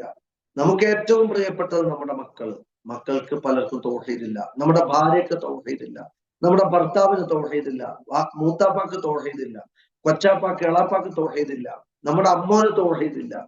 ഇതൊക്കെ എന്ന് പറഞ്ഞാൽ അത്രയേറെ ഒരു വേള രക്തബന്ധങ്ങളുടെ വൈകാരികതകൾ കൊണ്ട് പരസ്പരം ഒരുമിച്ച് ജീവിക്കുന്നവരാണ്. പക്ഷെ തൗഹീദിൽ പിഴച്ചാൽ അവരൊക്കെ വെറുക്കണം എന്നല്ല, പക്ഷെ ആദർശ ബന്ധത്തിലാണ് ഒന്നാം സ്ഥാനം. അതുകൊണ്ടാണ് വാപ്പിയും മകനും ബദറിൽ ഏറ്റുമുട്ടിയത്. അബ്ദുറഹ്മാൻ എന്ന് പറയുന്ന അബൂബക്കറിന്റെ മോൻ പറയുന്നത്, ഞാന് ബദറിൽ വെച്ച് വാപ്പാനെ കണ്ടിരുന്നു, പക്ഷെ ഞാൻ വാപ്പാനെ വെട്ടിയില്ല. അപ്പൊ വാപ്പ അബൂബക്കർ റളിയല്ലാഹു അൻഹു പറഞ്ഞ വാക്കെന്താന്ന് പറയും, ഞാൻ എന്റെ മോനെ ബദറിൽ വെച്ച് കണ്ടിരുന്നെങ്കിൽ ഞാൻ വെട്ടുമായിരുന്നു. ആരെ വെട്ടുമായിരുന്നു? സ്വന്തം മോൻ. അപ്പൊ അതാണ് തൗഹീദ്, ആദർശം എന്ന് പറയുന്നത്. അപ്പൊ അതുകൊണ്ട് തന്നെ നമ്മുടെയൊക്കെ ജീവിതത്തിൽ നമുക്ക് ഇവിടെയൊക്കെ മനസ്സിലാവേണ്ട ഒരു കാര്യം എന്ന് പറയുന്നത്, ഇപ്പൊ അവസാനമായി നരകത്തിൽ നിന്ന് രക്ഷപ്പെട്ടു പോരുന്ന ഒരാളുണ്ട്. അയാളെ കുറിച്ച് റസൂൽ സല്ലല്ലാഹു അലൈഹി വസല്ലം പറഞ്ഞത് ഇമാം ബുഖാരിയുടെ സ്വഹീഹ ഗ്രന്ഥത്തിലും ഇമാം മുസ്ലിമിലും മുത്തഫഖുൻ അലൈഹി ആയിട്ട് നിൽക്കുന്ന ഒരു ഹദീസ് കാണാൻ പറ്റും. അവസാനമായി അയാളാണ് സ്വർഗത്തിൽ നിന്ന് പോരുക. ആ മനുഷ്യൻ സ്വർഗത്തിൽ നിന്ന് പോരുമ്പോ നരകത്തിൽ നിന്ന് അയാളാണ് രക്ഷപ്പെട്ടിട്ട് സ്വർഗത്തിലേക്ക് എത്തുക. അപ്പൊ നരകത്തിൽ നിന്ന് അയാൾ കരിമ്പുകകൾ വിഴുങ്ങി ഉരുണ്ടു മറിഞ്ഞൊരു സ്ഥലത്തെത്തും. അവിടെ നിന്ന് അള്ളാഹുവിനോട് യാചിക്കും, പഠിച്ചോനിൽ നിന്ന് പുറത്തേക്ക് ഇറക്കിക്കൊണ്ടാവും. അയാൾ പുറത്തേക്ക് ഇറങ്ങും, അയാൾക്ക് മുമ്പിൽ സ്വർഗം കാണിക്കപ്പെടും. അയാൾ അള്ളാഹുവിനോട് യാചിക്കും, പഠിച്ചോൻ എനിക്ക് ആ സ്വർഗം തരും, നിനക്ക് ഞാൻ തരാൻ പോണ സ്വർഗം എന്താണെന്ന് നിനക്ക് അറിയുമെന്ന് ചോദിക്കുന്നുണ്ട്. അപ്പൊ അവിടെ അദ്ദേഹത്തോട് പറഞ്ഞത്, നീ ഇത്രയും കാലം ജീവിച്ച ദുനിയാവിന്റെ വലക്ക മിസ്ല ദുനിയ, നിനക്ക് ദുനിയാവിലെ മുഴുവൻ സുഖ സൗകര്യങ്ങളും ഒന്നു ചേർന്നാൽ എന്ത് പ്രതിഫലമാണ് ഉണ്ടാവുക? എത്രമേൽ വലിയ അനുഗ്രഹമാണ്. ഇപ്പൊ ഈ ദുനിയാവ് മുഴുവൻ നോക്കിയ അതിന്റെ 10 ഇരട്ടിയും വരുന്ന പ്രതിഫലമാണ് നിനക്ക് കിട്ടാൻ. നിനക്ക് ഇഷ്ടമുള്ളതൊക്കെ ചോദിച്ചോ, അതും അതിന്റെ 10 ഇരട്ടിയും ഞാൻ നിനക്ക് തരും. ഇതാണ് അവസാനമായി നരകത്തിൽ നിന്ന് രക്ഷപ്പെട്ടു പോരുന്ന മനുഷ്യന് അള്ളാഹു കൊടുക്കുന്നത്. അതിനുശേഷവും നരകം എന്നേക്കുമായി പൂട്ടിയിടാണ്. ഈ മനുഷ്യൻ ശിക്ഷ കഴിഞ്ഞിറങ്ങി, ഇനി ആരും നരകത്തിൽ നിന്ന് രക്ഷപ്പെടില്ല. കാലാകാലം നരകശിക്ഷ വിധിക്കപ്പെട്ടത് ആർക്കാന്നറിയും? തൗഹീദിൽ പിഴച്ചവർക്കാണ്. തൗഹീദിൽ പിഴച്ചവർ എന്ന് വെച്ചാൽ അള്ളാഹുവിന് പകരം അമ്പിയാക്കളെ പ്രാർത്ഥിക്കുന്നവർ, ഔലിയാക്കളെ പ്രാർത്ഥിക്കുന്നവർ, ജാറങ്ങളും ദർഗകളും മക്ബറകളും കെട്ടിയുണ്ടാക്കി ഔലിയാക്കൾ ഞങ്ങൾ പറയുന്നതും പ്രാർത്ഥിക്കുന്നതും കേൾക്കുന്നുണ്ട് എന്ന് വിശ്വസിക്കുന്നവർ. നബി സല്ലല്ലാഹു അലൈഹി വസല്ലമയുടെ പ്രിയ പത്നി ആയിഷ ബീവിനെ വിളിച്ചിട്ട് പറയണം, ലഅനല്ലാഹ്, അറിയാം ആയിഷ, ജൂതന്മാരെ ക്രിസ്ത്യാനികളെ അള്ളാഹു ശപിച്ചിട്ടുണ്ട്. എന്തേ അവർ ചെയ്ത തെറ്റെന്ന് നിനക്കറിയും? ഇത്തഖദു ഖുബൂറ അംബിയാഇഹിം മസാജിദ, അവരിലേക്ക് നിയോഗിക്കപ്പെട്ട നല്ല മനുഷ്യന്മാരായ അമ്പിയാക്കളുടെ ഖബറുകളെ ഇവർ ആരാധനയുടെയും സുജൂദിന്റെയും കേന്ദ്രമാക്കി മാറ്റി എന്നുള്ളതാണ് അവർ ചെയ്ത തെറ്റ്. അള്ളാഹുവിന്റെ റസൂല് മരിക്കാൻ കാലത്താണ് ഈ വസിയത്ത് പറഞ്ഞു കൊടുക്കുന്നത്. ഇങ്ങനെ മനുഷ്യന്മാർ ചെയ്തിട്ട് അള്ളാഹു അവരെ ശപിച്ചു പോയി. ഈ സമ്പ്രദായം തുടങ്ങുന്നവർക്കാണ് ഞാൻ ഈ പറഞ്ഞത്. കാലാകാലം നരകം വിധിക്കപ്പെട്ടൊരു അവസ്ഥ വെച്ചൊക്കെ ഉറുക്കും ഏലസും ഐക്കല്ലും മന്ത്രചരടുകളും എന്റെ രോഗം മാറ്റും, ഞാനിത് കെട്ടിയാൽ എന്റെ രോഗം മാറും എന്ന് വിശ്വസിച്ചിട്ട് ഇത് കെട്ടുന്ന ഒരു വ്യക്തി ശിർക്കിലാണ്.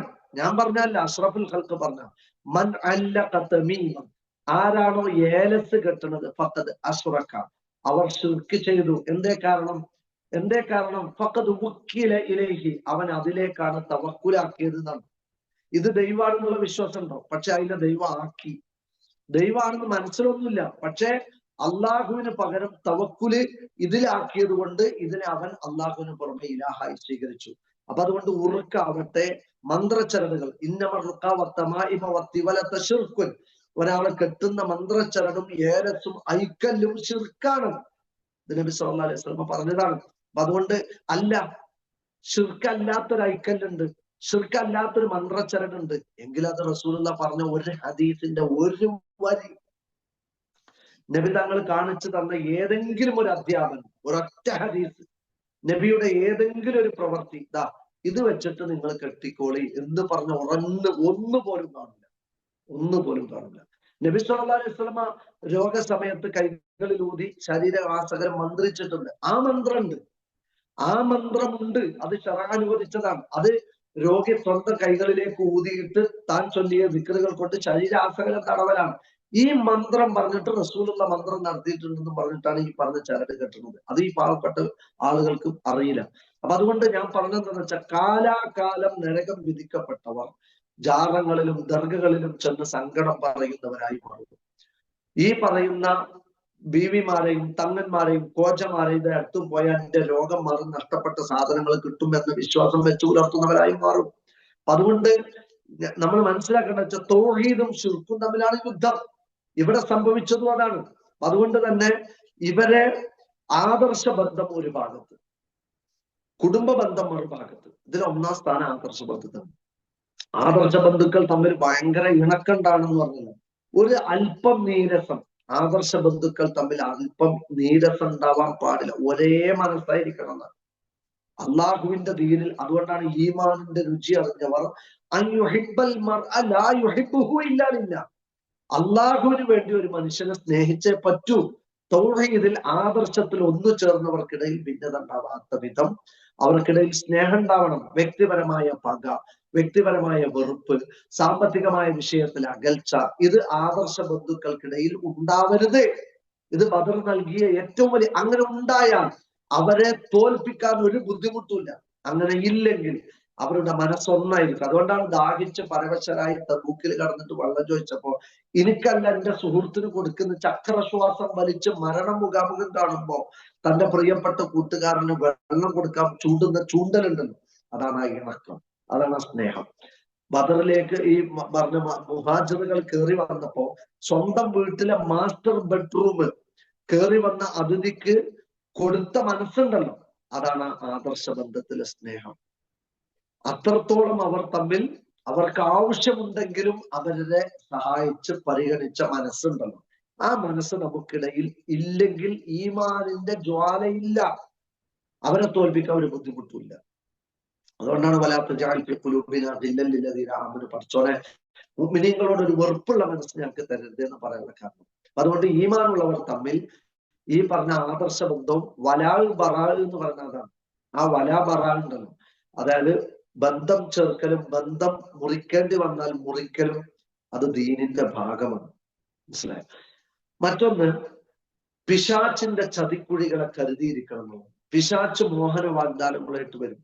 ഇപ്പോ ബദറിലേക്ക് പുറപ്പെടുന്ന അബൂജഹലിനെയും കൂട്ടരെയും പിശാച്ച് സമീപിച്ചത് ഖുർആൻ എടുത്ത് പറയുന്നുണ്ട്. പിശാച്ച് അവർക്ക് അവരുടെ കർമ്മങ്ങളെ ഭയങ്കര അലങ്കരിപ്പിച്ച് കാണിച്ചു കൊടുത്തു. നിങ്ങൾ ചെയ്യുന്നത് ത്യാഗമാണ്, നിങ്ങൾ ചെയ്യുന്നത് ചരിത്രമാണ്, നിങ്ങൾ ചെയ്യുന്നത് ഭയങ്കര എഫേർട്ടാണ്, ഇത് ചെയ്യേണ്ടതാണ്, ഇതാണ് ശരി എന്നൊക്കെ പിശാച്ച് അവരോട് ഇങ്ങനെ പറഞ്ഞു കൊടുത്തു. വഖാല, എന്നിട്ട് പറഞ്ഞെന്താണ്, ജനങ്ങളിൽ നിങ്ങളെ തോൽപ്പിക്കാൻ ആരും ഉണ്ടാവില്ല, നിങ്ങൾ ജയിക്കും, ധൈര്യമായിട്ട് പുറപ്പെട്ടോ, നിങ്ങൾക്കാണ് വിജയം ഉണ്ടാവുക എന്ന് പറഞ്ഞ് പിശാച്ച് ഇങ്ങനെ ഷിർക്കിന്റെ ആളുകളെയും ചെന്നിട്ട് ഇങ്ങനെ മോട്ടിവേറ്റ് ചെയ്തു. വൈന്നീ ജാറുല്ലക്കും, ഞാൻ നിങ്ങളുടെ സഹായമായിട്ട് നിങ്ങളെ കൂടെ ഉണ്ടാവും. പക്ഷെ പലമ്മ തറാഖത്തിൽ രണ്ട് സൈന്യവും ഏറ്റുമുട്ടിയപ്പോ നഖസ്വാലാഖിബേഹി, ഇവൻ പതുക്കെ നെരിയാണിമ മടങ്ങിയതാണ്. മനസ്സിലായില്ലേ? പിശാച്ച് മലക്കുകൾ ഇറങ്ങുന്നു, വിശ്വാസികൾ യുദ്ധം ജയിച്ച് മുന്നോട്ട് പോകുന്നത് കണ്ടപ്പോ പിശാച് തടിയെടുത്തു. അപ്പൊ പിശാച് എവിടെയാണ് ഇവരെ കൊണ്ടുപോയിട്ടത്? അപകടത്തിൽ. ആരുടെ ശത്രുവാക്കി? അള്ളാന്റെ ശത്രുവാക്കി, മുഅ്മിനീങ്ങളുടെ ശത്രുവാക്കി, യുദ്ധത്തിൽ തോൽക്കുന്ന ഘട്ടത്തിലേക്ക് എത്തിച്ച് സ്വന്തം നിലനിൽപ്പ് ഹക്കിൽ നിന്ന് സ്വീകരിച്ചില്ല എന്ന് മാത്രമല്ല, ഹക്കിനെതിരെ പടവെട്ടുന്നവരാക്കി മാറ്റിയതാണ്. പിശാചിന്റെ കുതന്ത്രമാണ്. അപ്പൊ പിശാചിന്റെ ചതിക്കുഴികളും മോഹന വാഗ്ദാനങ്ങളെയും വിശ്വാസികൾ കരുതിയിരിക്കണം. അവൻ വലിയ ശത്രുവാണ്. ഇപ്പൊ തന്നെ നിങ്ങൾ നോക്കൊണ്ടു, സത്യവിശ്വാസികൾക്കെതിരെ, ഹക്കിന്റെ കക്ഷികൾക്കെതിരെ മറ്റുള്ളവരെങ്ങനെ മൂപ്പിച്ചു കൊടുക്കും. കേസോട്ടോ, തല്ലൂടിക്കോ, വിജയം നിനക്കുള്ളതാണ്, ധൈര്യമായിട്ട് പോയിക്കോ, ഞാൻ ഉണ്ടാവും, പൊയ്ക്കോ എന്ന് പറഞ്ഞിട്ട് ഉള്ള സമ്പത്ത് മുഴുവൻ കേസ് കൊടുത്ത് നശിപ്പിക്കാനും, ഉള്ള ജീവിതത്തിലെ വലിയ ഒരു വിഹിതം ശത്രുത ഉണ്ടാക്കാനും, പണം ചെലവഴിക്കാനും വേണ്ടിയിട്ടൊക്കെ ഇങ്ങനെ മോട്ടിവേറ്റ് ചെയ്തിട്ട് തമ്മിൽ ശത്രുക്കളാക്കാൻ ശ്രമിക്കും. അതിന് തിരിച്ചറിയാനുള്ള വിവേകം ഉണ്ടാവും. ഇപ്പൊ തന്നെ നോക്കുക, ഓരോരുത്തരെ സലഫികൾ തീവ്രവാദികളാണ്, അവർ ഈ നാട്ടിൽ തീവ്രവാദം ജനിപ്പിക്കുന്നവർ. ഇത് പറയിപ്പിക്കുന്നത് ആരാണ്? സ്വന്തം സമുദായത്തിലുള്ള ആളുകളെ കുറിച്ച് പറയിപ്പിക്കുന്നത് ഈ പിശാചിന്റെ പണിയാണ്. എന്നിട്ട് അപകടത്തിന്റെ കുഴിയിൽ കൊണ്ടുപോയി ചാടിക്കുന്ന ഓരോ പ്രവർത്തനങ്ങളെയും ഭംഗിയാക്കി തോന്നിപ്പിക്കും നിങ്ങൾക്ക്. എന്നിട്ട് നിങ്ങൾ അപകടമുഖത്ത് ഇട്ടിട്ട് ഇവൻ പിന്തിരിഞ്ഞു പോകും. നിങ്ങൾക്ക് പിന്നെ രക്ഷയില്ലാത്ത വിധം നിങ്ങൾ ഈ വിഷയത്തില് വളരെയധികം പിടിച്ചു നിൽക്കാൻ പറ്റാത്തൊരവസ്ഥയിലേക്ക് നിങ്ങൾ എത്തിപ്പെടും. അങ്ങനെ പിശാചിന്റെ ചതിക്കുഴികളെ നമ്മൾ ഭയപ്പെടണം എന്നത് ബദർ നൽകുന്ന മറ്റൊരു പാഠമാണ്. അതേപോലെ തന്നെ മറ്റൊന്നെന്താ? അള്ളാഹുവിന്റെ സഹായം ആർക്കാ കിട്ടുക? അള്ളാഹനെ സഹായിക്കുന്നവർക്കാണ് കിട്ടുക. ഇത് ബദർ തരുന്ന മറ്റൊരു പാഠമാണ്. പടച്ചോന്റെ സഹായം കിട്ടണമെങ്കിൽ ഇൻ തൻസുല്ലാഹ യൻസുറുക്കും, നിങ്ങൾ അള്ളാഹനെ സഹായിക്കാൻ റെഡിയാണോ എങ്കിൽ അള്ളാഹിന്റെ സഹായം നിങ്ങൾക്കുണ്ടാവും. അപ്പൊ വെറും ഒരു ആനുകൂല്യം പറ്റി മുസ്ലിമീങ്ങളാവല്ല. നിങ്ങൾ പള്ളി ഉണ്ടാക്കിക്കോളൂ, ഞങ്ങൾ കയറി നിസ്കരിച്ചോളാന്ന് പറയണേ, നിങ്ങൾ ഉലുഹിയത്തിന്റെ ഇറച്ചി തന്നോളൂ, ഞങ്ങൾ വന്ന് തിന്നോളാന്ന് പറയണേ, നിങ്ങൾ ഫിത്ർ സക്കാത്ത് ഇങ്ങനെ തരണം, ഞങ്ങൾ തിന്നോളാം എന്ന് പറയുന്ന, നിങ്ങൾ മറ്റേ അഴുന്നുണ്ടാക്കിക്കോളൂ, ഞങ്ങൾ കൈയിട്ട് ഒതുർത്തോളാം എന്ന് പറയുന്ന ഈ എല്ലാ ആനുകൂല്യങ്ങളും ഇങ്ങനെ പറ്റി ജീവിക്കുക. അതിന്റെ അപ്പുറത്തേക്ക് അവനാനെ കൊണ്ട് വേറൊരു അള്ളാന്റെ ദീനിനോ അള്ളാഹുവിനോ പ്രബോധന രംഗത്തോ ഒരു ഗുണവും ഇല്ലാത്തവരായി ജീവിക്കുക. അത് അവർക്ക് അള്ളാന്റെ സഹായമല്ല, അവരല്ല അള്ളാന്റെ സഹായത്തിനാണ്. അള്ളാഹുവിന്റെ സഹായത്തിന് യഥാർത്ഥ അർഹർ ഖുർആൻ പറഞ്ഞത് ഇൻ തൻസുറുല്ലാഹ, നിങ്ങൾ അള്ളാഹുവിനെ സഹായിക്കണം എന്നാണ്. എങ്ങനെയാ അള്ളാഹുവിനെ സഹായിക്കേണ്ടത്? അള്ളാഹിനെ സഹായിക്കേണ്ടത് ഖുർആൻ പഠിപ്പിച്ചുകൊണ്ടുമാണ്. ഖുർആൻ പ്രബോധനം നടത്തിക്കൊണ്ടാണ്. ഇപ്പൊ ഈ പ്രവൃത്തി ഉണ്ടല്ലോ, ഈ പ്രവൃത്തി ഇത് അള്ളാഹിനെ സഹായിക്കലാണ്. ഇത് അള്ളാഹു പ്രതിഫലം തരാം. ബല്യവും അന്നി വരവും ആയ, എന്റെ അടുത്തുനിന്ന് ഒരു ആയത്താണോ നിങ്ങൾക്ക് കിട്ടിയത്, അത് നിങ്ങൾ കിട്ടാത്ത ആളുകൾക്ക് എത്തിച്ചു കൊടുക്കണം എന്ന് റസൂൽ സ്വല്ലല്ലാഹു അലൈഹി വസല്ലം നൽകിയ ഹജ്ജത്തുൽ വിദാഇലെ മുസ്ലിം സമുദായത്തോടുള്ള വസിയ്യത്താണ്. ഒരായത്ത് കിട്ടിയാൽ അത് മറ്റുള്ളവർക്ക് എത്തിച്ചു കൊടുക്കണം. ഇങ്ങനെ ബാക്കിയുള്ള ആളുകൾക്ക് ഹക്കിനെ എത്തിച്ചു കൊടുക്കുക എന്നുള്ളത് ഒരു വലിയ ഉത്തരവാദിത്തമാണ്. ആ ഉത്തരവാദിത്തം നിർവഹിക്കാൻ നമുക്ക് പറ്റില്ല. അതാണ് ഈ പറയുന്ന കക്ഷികൾ, ഈ ക്ലാസ് ഉണ്ടാക്കിയ ഇതിന്റെ പുറകിൽ പ്രവർത്തിക്കുന്ന ആളുകൾ നിർവഹിച്ചുകൊണ്ടിരിക്കുന്നത്. ലോകം കണ്ട ഏറ്റവും വലിയ ജീവകാരുണ്യ പ്രവർത്തനമാണ് ഒരു മനുഷ്യനെ നരകത്തിൽ നിന്ന് രക്ഷപ്പെടുത്തുക എന്നുള്ളത്. ഇപ്പൊ കത്തുന്ന കെട്ടിടത്തിൽ നിന്ന് മനുഷ്യന്മാരെ രക്ഷപ്പെടുത്തും, അത് ജീവകാരുണ്യ പ്രവർത്തനമാണ്. രോഗം ബാധിച്ച ഒരാൾക്ക് ലക്ഷക്കണക്കിന് പൈസ വേണമെന്ന് വന്നാൽ ആ പണം കൊടുത്ത് നമ്മൾ സഹായിക്കും, അത് ജീവകാരുണ്യ പ്രവർത്തനമാണ്. നമ്മുടെ നാട്ടിലൊക്കെ ചില ആളുകൾ എന്ത് ചെയ്യുന്നത് വെറും ഈ ജീവകാരുണ്യ പ്രവർത്തനത്തിലാണ് നിൽക്കുക. പക്ഷെ ഇസ്ലാം പഠിപ്പിച്ച ജീവകാരുണ്യ പ്രവർത്തനത്തിന്റെ ഒരു മുൻഗണനാ ക്രമമുണ്ട്. അത് ആളുകൾക്ക് വീടുണ്ടാക്കി കൊടുക്കൽ മാത്രമല്ല, അത് ആളുകൾക്ക് സ്വയം തൊഴിൽ പദ്ധതികൾ ഉണ്ടാക്കി കൊടുക്കൽ മാത്രമല്ല, അത് ആളുകൾക്ക് ചികിത്സക്ക് പണം കൊടുക്കൽ മാത്രമല്ല, അത് ആളുകൾക്ക് എന്തെങ്കിലും തരത്തിലുള്ള സഹായം ചെയ്തു കൊടുക്കൽ മാത്രമല്ല. അത് സഹായമാണ്, അത് പുണ്യകരമാണ്. പക്ഷെ അതിലും വലിയ പുണ്യമാണ് ആളുകൾക്ക് ഇഷ്ടപ്പെട്ടാലും ഇഷ്ടപ്പെട്ടില്ലെങ്കിലും ജനങ്ങളുടെ ഇരുട്ട് നീക്കലും അന്ധത മാറ്റലും.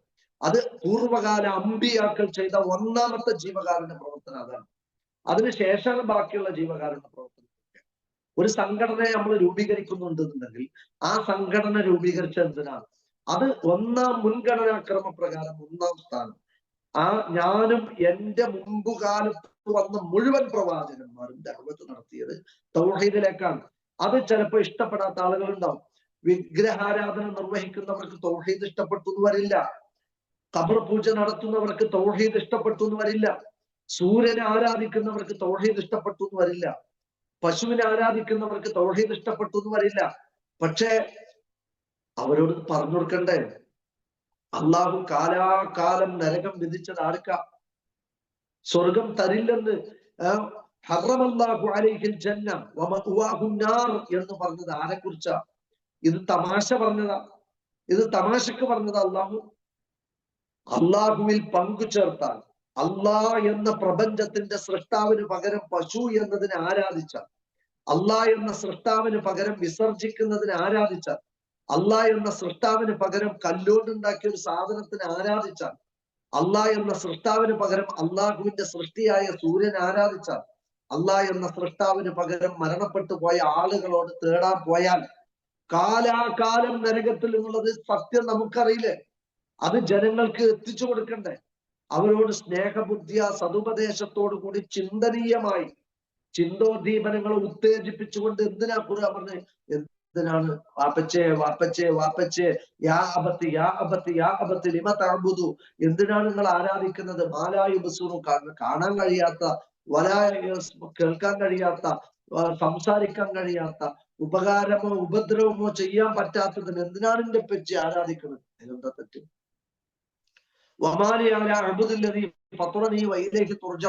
ഏത് അമുസ്ലിം സുഹൃത്തിനോടും ചോദിച്ചൂടെ? പറഞ്ഞൂടെ? എന്നെ സൃഷ്ടിച്ചവനെ ആരാധിക്കണ്ടേ ഞാൻ? അതിന് എനിക്കെന്താ തടസ്സം? അവനാനെ സൃഷ്ടിച്ചവനെ ആരാധിക്കാനേ നമ്മൾ പറയുന്നുള്ളൂ. നമ്മളൊരു വർഗീയതയും പറഞ്ഞിട്ടില്ല. വർഗീയതയില്ലാത്തൊരു വിശ്വാസമാണത്. ഏത്? അവനാനെ പടച്ചു പൊറ്റിയ സുരേന്ദ്രനെയും ജോസഫിനെയും മുഹമ്മദിനെയും സൃഷ്ടിച്ചവനെ ആരാധിക്കണം. സൂര്യനെ സൃഷ്ടിച്ചവനെ, പശുവിനെ സൃഷ്ടിച്ചവനെ ആരാധിക്കണം.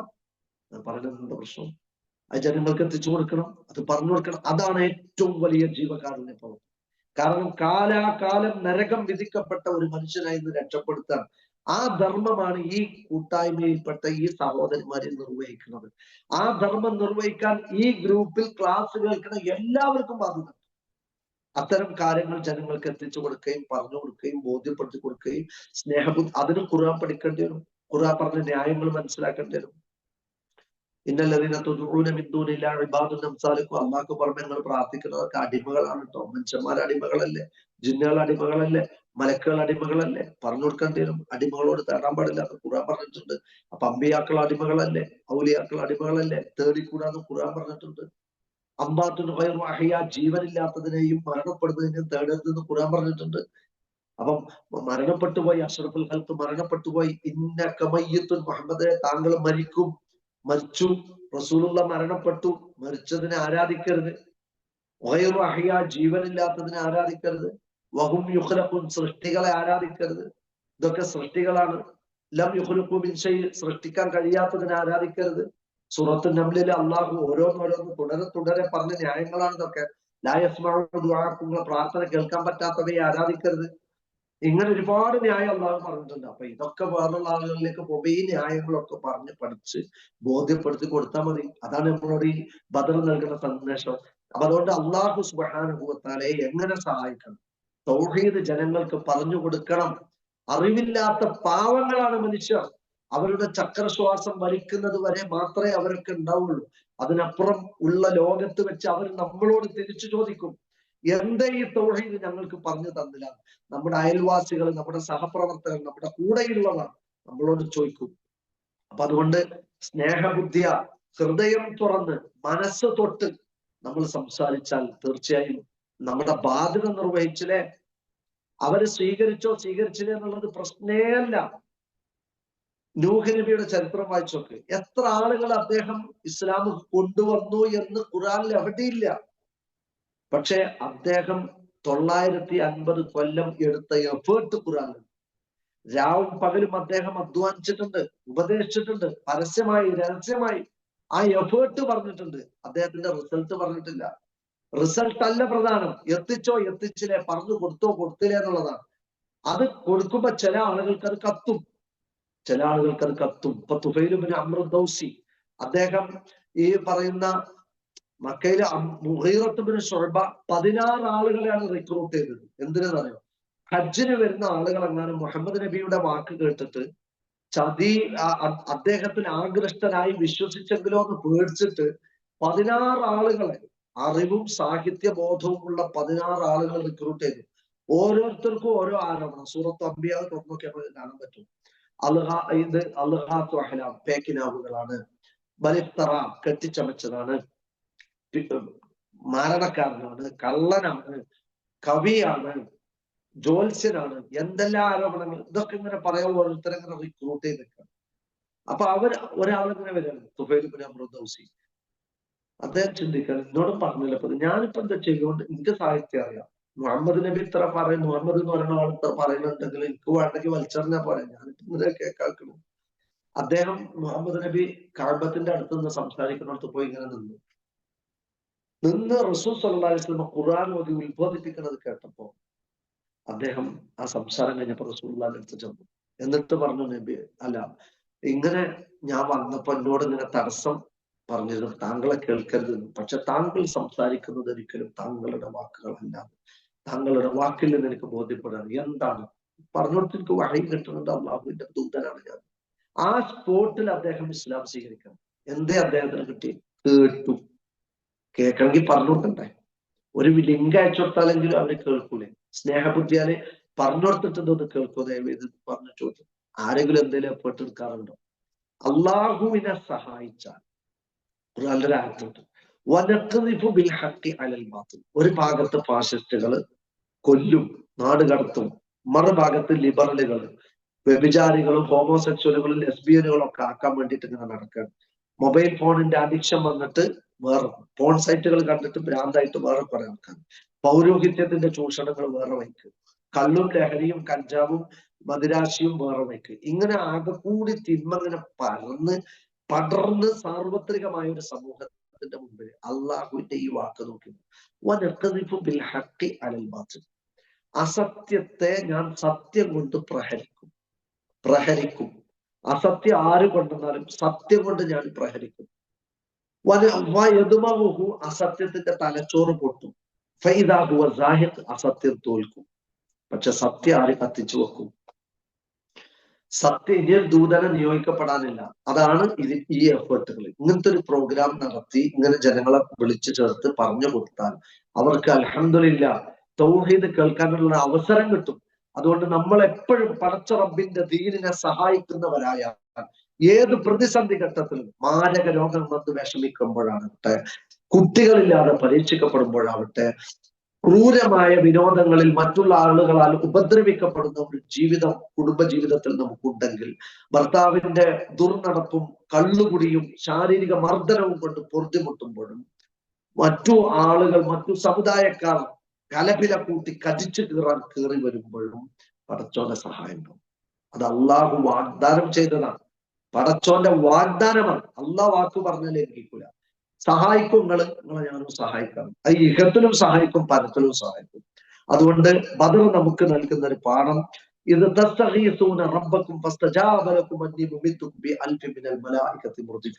അവിടെ നമ്മൾ ഇസ്തിഗാസ നടത്തേണ്ടത് ആരോടാണെന്ന് ഖുർആൻ കറക്റ്റ് പഠിപ്പിച്ചിട്ടുണ്ട്. ഇത് റബ്ബക്കും, ബദറിന്റെ രാവിലെ നിങ്ങൾ ഇസ്തിഗാസ തേടിയില്ലേ? റബ്ബക്കും, നിങ്ങളുടെ റബ്ബിനോടാണ് തേടിയത്. ഫസ്തജാബലക്കും, അപ്പൊ നിങ്ങൾക്ക് നിങ്ങളുടെ റബ്ബ് ഉത്തരം നൽകി. അപ്പൊ ആരോടാ ഇസ്തിഗാസ തേടേണ്ടത്? നിങ്ങൾ പറ. ഇതല്ലാത്ത അമ്പിയാക്കളോട് ഔലിയാക്കളോട് ഇസ്തിഗാസ തേടിക്കോളൂ എന്ന് പറയുന്ന ഒരു ഖുർആന്റെ ആയത്തോ എന്തെങ്കിലും ഒരു ഹദീസിന്റെ കഷ്ണമോ ഒരു കഷ്ണം കിട്ടിയാൽ ഇല്ല. അങ്ങനത്തെ ഒരു ഓപ്ഷൻ പ്രമാണത്തിൽ എവിടെയും വന്നിട്ടില്ല. അമ്പിയാക്കളോട് ഇസ്തിഗാസ തേടാൻ, ഔലിയാക്കളോട് ഇസ്തിഗാസ തേടാൻ, മരണപ്പെട്ടു പോയ അവരോടൊക്കെ ഇസ്തിഗാസ തേടാൻ പറയുന്ന ഒരു അരവരി കഷ്ണം ഖുർആനിലോ ഹദീസിലോ പ്രവാചക ജീവിതത്തിലോ സഹാബത്തിന്റെ ജീവിതത്തിലോ പൂർവ്വകാല അമ്പിയാക്കളുടെ ജീവിതത്തിലോ കാണാൻ കഴിയില്ല. അതുകൊണ്ട് ഖുർആൻ പറഞ്ഞ രണ്ടേ രണ്ട് ഇസ്തിഗാസയുടെ പ്രയോഗം. ഒന്ന്, മൂസാ നബിയോട് ബനീ ഇസ്രായേലുകാരൻ പറഞ്ഞല്ലോ, അദ്ദേഹത്തിന്റെ കക്ഷികളിൽപ്പെട്ട ഒരാൾ മൂസാ നബിനോട് സഹായം ചോദിച്ചു. അതാരാ? മൂസാ നബി സ്പോട്ടിലുണ്ട്.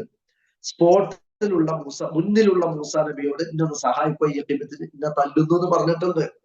അത് സ്പോട്ടിലുള്ളവരോട്, മരണപ്പെടാത്ത ഒരാളുടെ കഴിവിൽപ്പെട്ട ഒരു കാര്യം അവരോട് ചോദിക്കാം. ഒരു മനുഷ്യനോട് മുന്നിൽ വന്ന് നിന്ന മനുഷ്യനോട് നിന്ന് രക്ഷിക്കുമെന്ന് ചോദിച്ചു, നിന്ന് സഹായിക്കുമെന്ന് ചോദിക്കാം. ആ ഇസ്തിഗാസ ഖുർആനിലുണ്ട്. 2, ഈ പറയുന്ന റബ്ബക്കും, നിങ്ങളുടെ റബ്ബിനോട് നിങ്ങൾ ഇസ്തിഗാസ തേടിയില്ലാണ്. ആ ഇസ്തിഗാസ ഇബാദത്താണ്, അത് അള്ളാഹിനോടെ പറ്റുള്ളൂ. 3ാമതൊരു ഇസ്തിഗാസയുടെ ശബ്ദം പ്രമാണത്തിൽ എവിടെയും കാണാൻ പറ്റില്ല. അതുകൊണ്ട് അള്ളാഹുവിനോട് മാത്രമേ സഹായം തേടാവൂ എന്ന് ബദർ നമുക്ക് പഠിപ്പിച്ചു നൽകുന്ന മറ്റൊരു പാഠമാണ്. അതുകൊണ്ട് പടച്ച റബ്ബ് നമ്മളെ എല്ലാ അർത്ഥത്തിലും അവിടെ അവരെ സഹായിച്ചത് യുഗ്ശീകും നുആസ, നിങ്ങളെ ഒരു മയക്കം, ആകെ കുഴഞ്ഞ് ക്ഷീണിച്ച് പരവശരായി തലവേദന എടുത്ത് പ്രയാസപ്പെട്ട അവരെ ബദറിന്റെ രാത്രിയിൽ അള്ളാഹു കുറച്ചു നേരം അവർക്ക് ഉറങ്ങാനുള്ള സാഹചര്യം കൊടുത്തു. ഉറക്കി അള്ളാഹു. മക്കയിലെ ഈ പറഞ്ഞ മുഅ്മിനീങ്ങളെ അള്ളാഹു കുറച്ചേരം ഉറക്കി.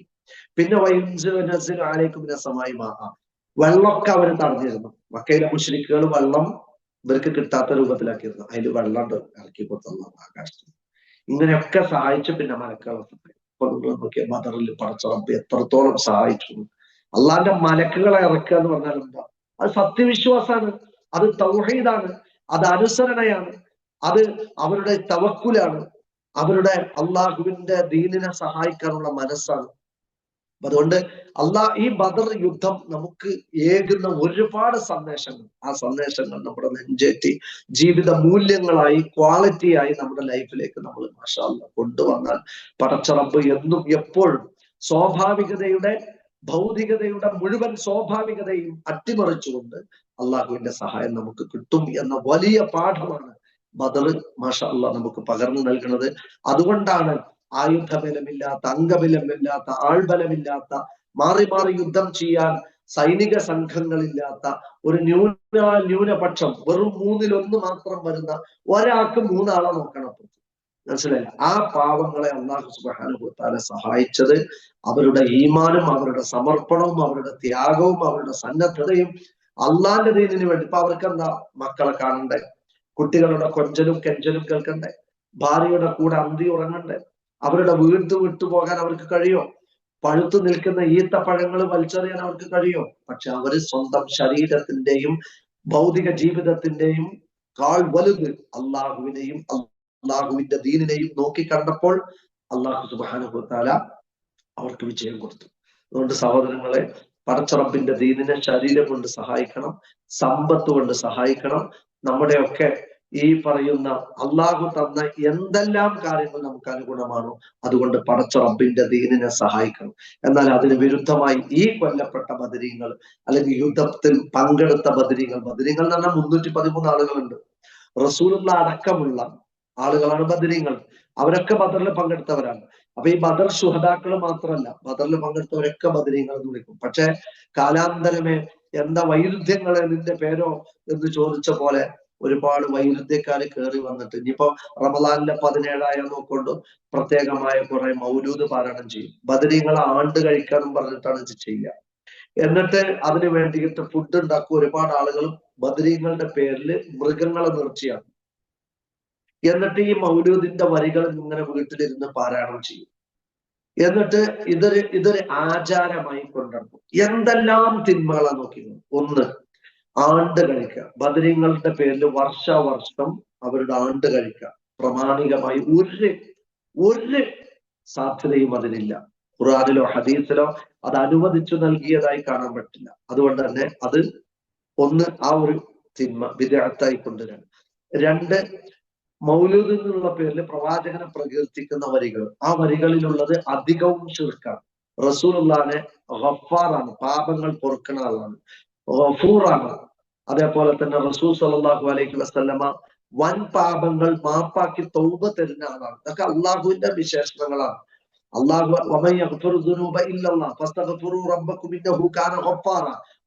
അള്ളാഹുവാണ്, തൗബ തരുന്നത് അള്ളാഹുവാണ്. ഇതൊക്കെ അള്ളാന്റെ റസൂലാണെന്ന് പറയുന്ന വരികളാണ് ഈ മൗലൂദിന്റെ വരികളിലുള്ളത്. റസൂൽ സല്ലല്ലാഹു അലൈഹി വസല്ലമയോട് പാപത്തിന്റെ പേരിൽ വിഷമം പറയാ. റസൂലുള്ളാഹിനോട് ചെന്നിട്ട് എന്റെ പാപം മുഴുവൻ ഞാൻ ചെയ്തു കൂട്ടിയിട്ടുണ്ട്, അതിന് മഗ്ഫിറത്ത് ചോദിക്കും. അൻത ഗഫാറുൽ ഖത്വായ, പ്രവാചകരെ അങ്ങാണ് പാപം പൊറുക്കുന്നവൻ. ഗഫാർ അള്ളാന്റെ പേരാണ്. വൻ പാപങ്ങളൊക്കെ മാപ്പാക്കി കളയുന്ന ആള് മുഹമ്മദ് നബിയെ താങ്കളാണെന്നാണ്. അങ്ങനെ മുഹമ്മദ് നബിയോട് പ്രാർത്ഥിക്കുക. എന്താ പേര്? മുഹമ്മദ് നബിയുടെ പേരിൽ മദ്ഹ് ചൊല്ലുകയാണെന്നാണ് പേര്. മുഹമ്മദ് നബിനെ അള്ളാഹിന്റെ വിശേഷണങ്ങൾ കൊണ്ട് പരിചയപ്പെടുത്തുക, അള്ളാഹുവിന്റെ വിശേഷണങ്ങൾ ചാർത്തി കൊടുക്കുക. അള്ളാഹു ഖുർആനിൽ പറഞ്ഞ ആൾക്കാർ ലൈസ കമിസ്ലിഹി ഷൈ, അള്ളാഹിനെ പോലെ ആരുമില്ല, ഒന്നുമില്ല. വലം യകുൽ ലഹു കുഫുവൻ അഹദ്, പടച്ച റബ്ബിനോട് താദാത്മ്യപ്പെടുത്തി സമപ്പെടുത്തി പറയാൻ പറ്റുന്ന അധികാരമുള്ള ഒരാളുമില്ല. അള്ളാഹിന്റെ റസൂലിനെ ഖുർആൻ വിളിച്ചത് അടിമാനാണ്, അള്ളാഹ് ഉടമയാണ്, ഖാലിഖാണ്. അള്ളാഹ് അഷ്റഫുൽ ഖൽഖിനെ വിളിച്ചത് സുബ്ഹാനല്ലദി അസ്റാ ബി അബ്ദിഹി, അടിമാനാണ്. എന്നിട്ട് ആ അടിമയായ പ്രവാചകനെയാണ് ഖാലിഖിനോളം ഉയർത്തി പാടുന്നത്. ഇത് റസൂലുള്ള വിലക്കിയതാണ്. ലാ തതുറൂനി കമാ അത്റത്തു നസ്വാറ ഈസ ഇബ്നു മറിയം, ഈസാ നബിനെ കൊണ്ടുപോയി പുകഴ്ത്തി പറഞ്ഞതുപോലെ നിങ്ങൾ എന്നെ പുകഴ്ത്തരുത് ദയവ് ചെയ്തിട്ടെന്ന് റസൂലുള്ള പറഞ്ഞിട്ടുണ്ട്. പക്ഷെ ആ റസൂലുള്ളാനെ അള്ളാഹുവിനോളം വാഴ്ത്തി പാടുന്ന തരത്തിൽ ശിർക്കിന്റെ വരികളാണ് മൗലൂദിന്റെ വരികളിലുള്ളത്. ഇതാണ് റമളാൻ മാസമായി കഴിഞ്ഞാൽ ഈ 14-ാം ദിവസത്തിലൊക്കെ ഇരുന്ന് മൂല്യമാരെ വീട്ടിൽ കൊണ്ടുവന്ന് ചൊല്ലിപ്പിക്കുന്നത്. എന്നിട്ട് അവർക്ക് കൈമടക്കം കൊടുക്കും. ഈ കൈമടക്കം കിട്ടുന്നിടത്തോളം കാലം ഇവരിത് തെറ്റാണെന്ന് പറഞ്ഞിരുന്നില്ല.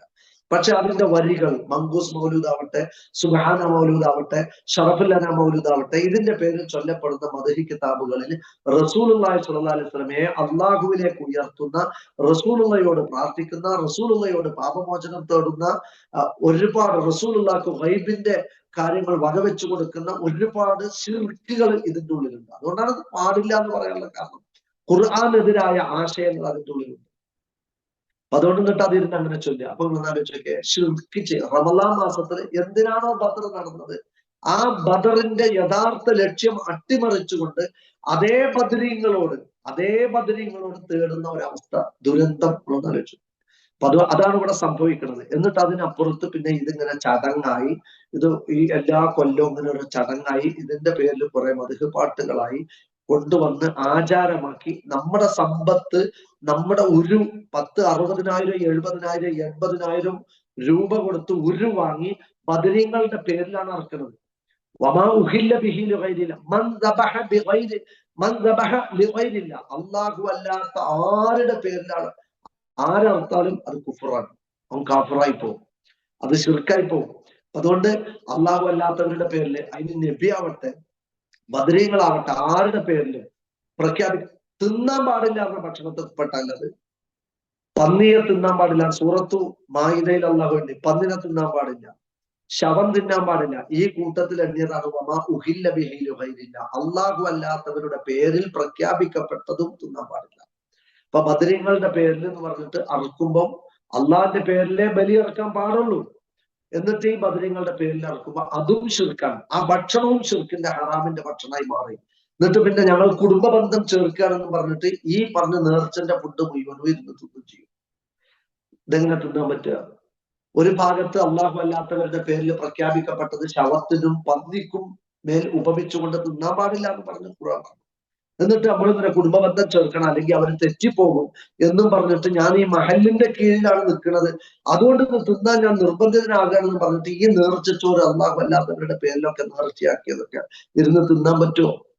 നേർച്ച എന്ന് പറഞ്ഞാൽ ഇന്ന സ്വലാത്തി വനുസുക്കി, പഠിച്ചോനെ എന്റെ നേർച്ചകൾ എന്റെ റബ്ബിന് മാത്രമുള്ളതാണെന്ന് അള്ളാഹിനോട് നെഞ്ചത്ത് കൈവച്ചുകൊണ്ട് നിത്യവും പ്രാർത്ഥിക്കുന്ന പ്രാർത്ഥനയാണത്. എന്റെ ജീവിതം എന്റെ മരണമൊക്കെ എന്റെ റബ്ബിനാണെന്ന് പറഞ്ഞിട്ട് നേർച്ച അള്ളാഹു അല്ലാത്തവർക്ക് കൊടുക്കാൻ പറ്റുമോ? അള്ളാഹു അല്ലാത്തവരുടെ പേരിൽ നേർച്ചയാക്കാൻ പറ്റുമോ? അതൊക്കെ ശിർക്കല്ലേ. അപ്പൊ അറിവില് ശിർക്ക് വരിക, കുഫറ് വരിക, നേർച്ചയില് ശിർക്ക് വരിക, എന്നിട്ട് അതേപോലെ തന്നെ ഈ ചൊല്ലുന്നതിന് ശിർക്ക് വരിക. ഏത് മാസത്തില്? റമളാൻ മാസത്തില്. എന്തിന്റെ പേരില്? ബദറിന്റെ പേരില്. ബദർ എന്തിനാ ഉണ്ടായത്? അള്ളാഹിനോട് മാത്രം എന്ന് പറയാനാണ് ബദർ ഉണ്ടായത്. മക്കാ മുശ്രിക്കുകളുടെ വിശ്വാസം എന്താ? അള്ളാഹുവിലേക്ക് അടുപ്പിക്കാൻ വേണ്ടിയിട്ട് ഇവരെയൊക്കെ വിളിക്കാം. അതുകൊണ്ട് വളരെ ഗൗരവത്തോടു കൂടി വിശ്വാസ രംഗത്ത് പുഴുക്കുത്തു ബാധിച്ചാൽ കാലാകാലം നരകത്തിൽ എന്നുള്ളതാണ് വിധി. കാലാകാലം നരകത്തിൽ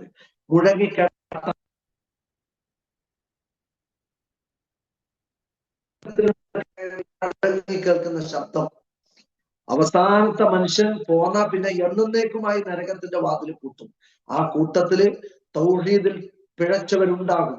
അവരുടെ കൂട്ടത്തിൽ നമ്മുടെ ഉമ്മ, നമ്മുടെ ഉപ്പ, നമ്മുടെ കൂടപ്പറപ്പുകൾ, നമ്മുടെ പ്രിയപ്പെട്ടവർ ഉണ്ടാകും.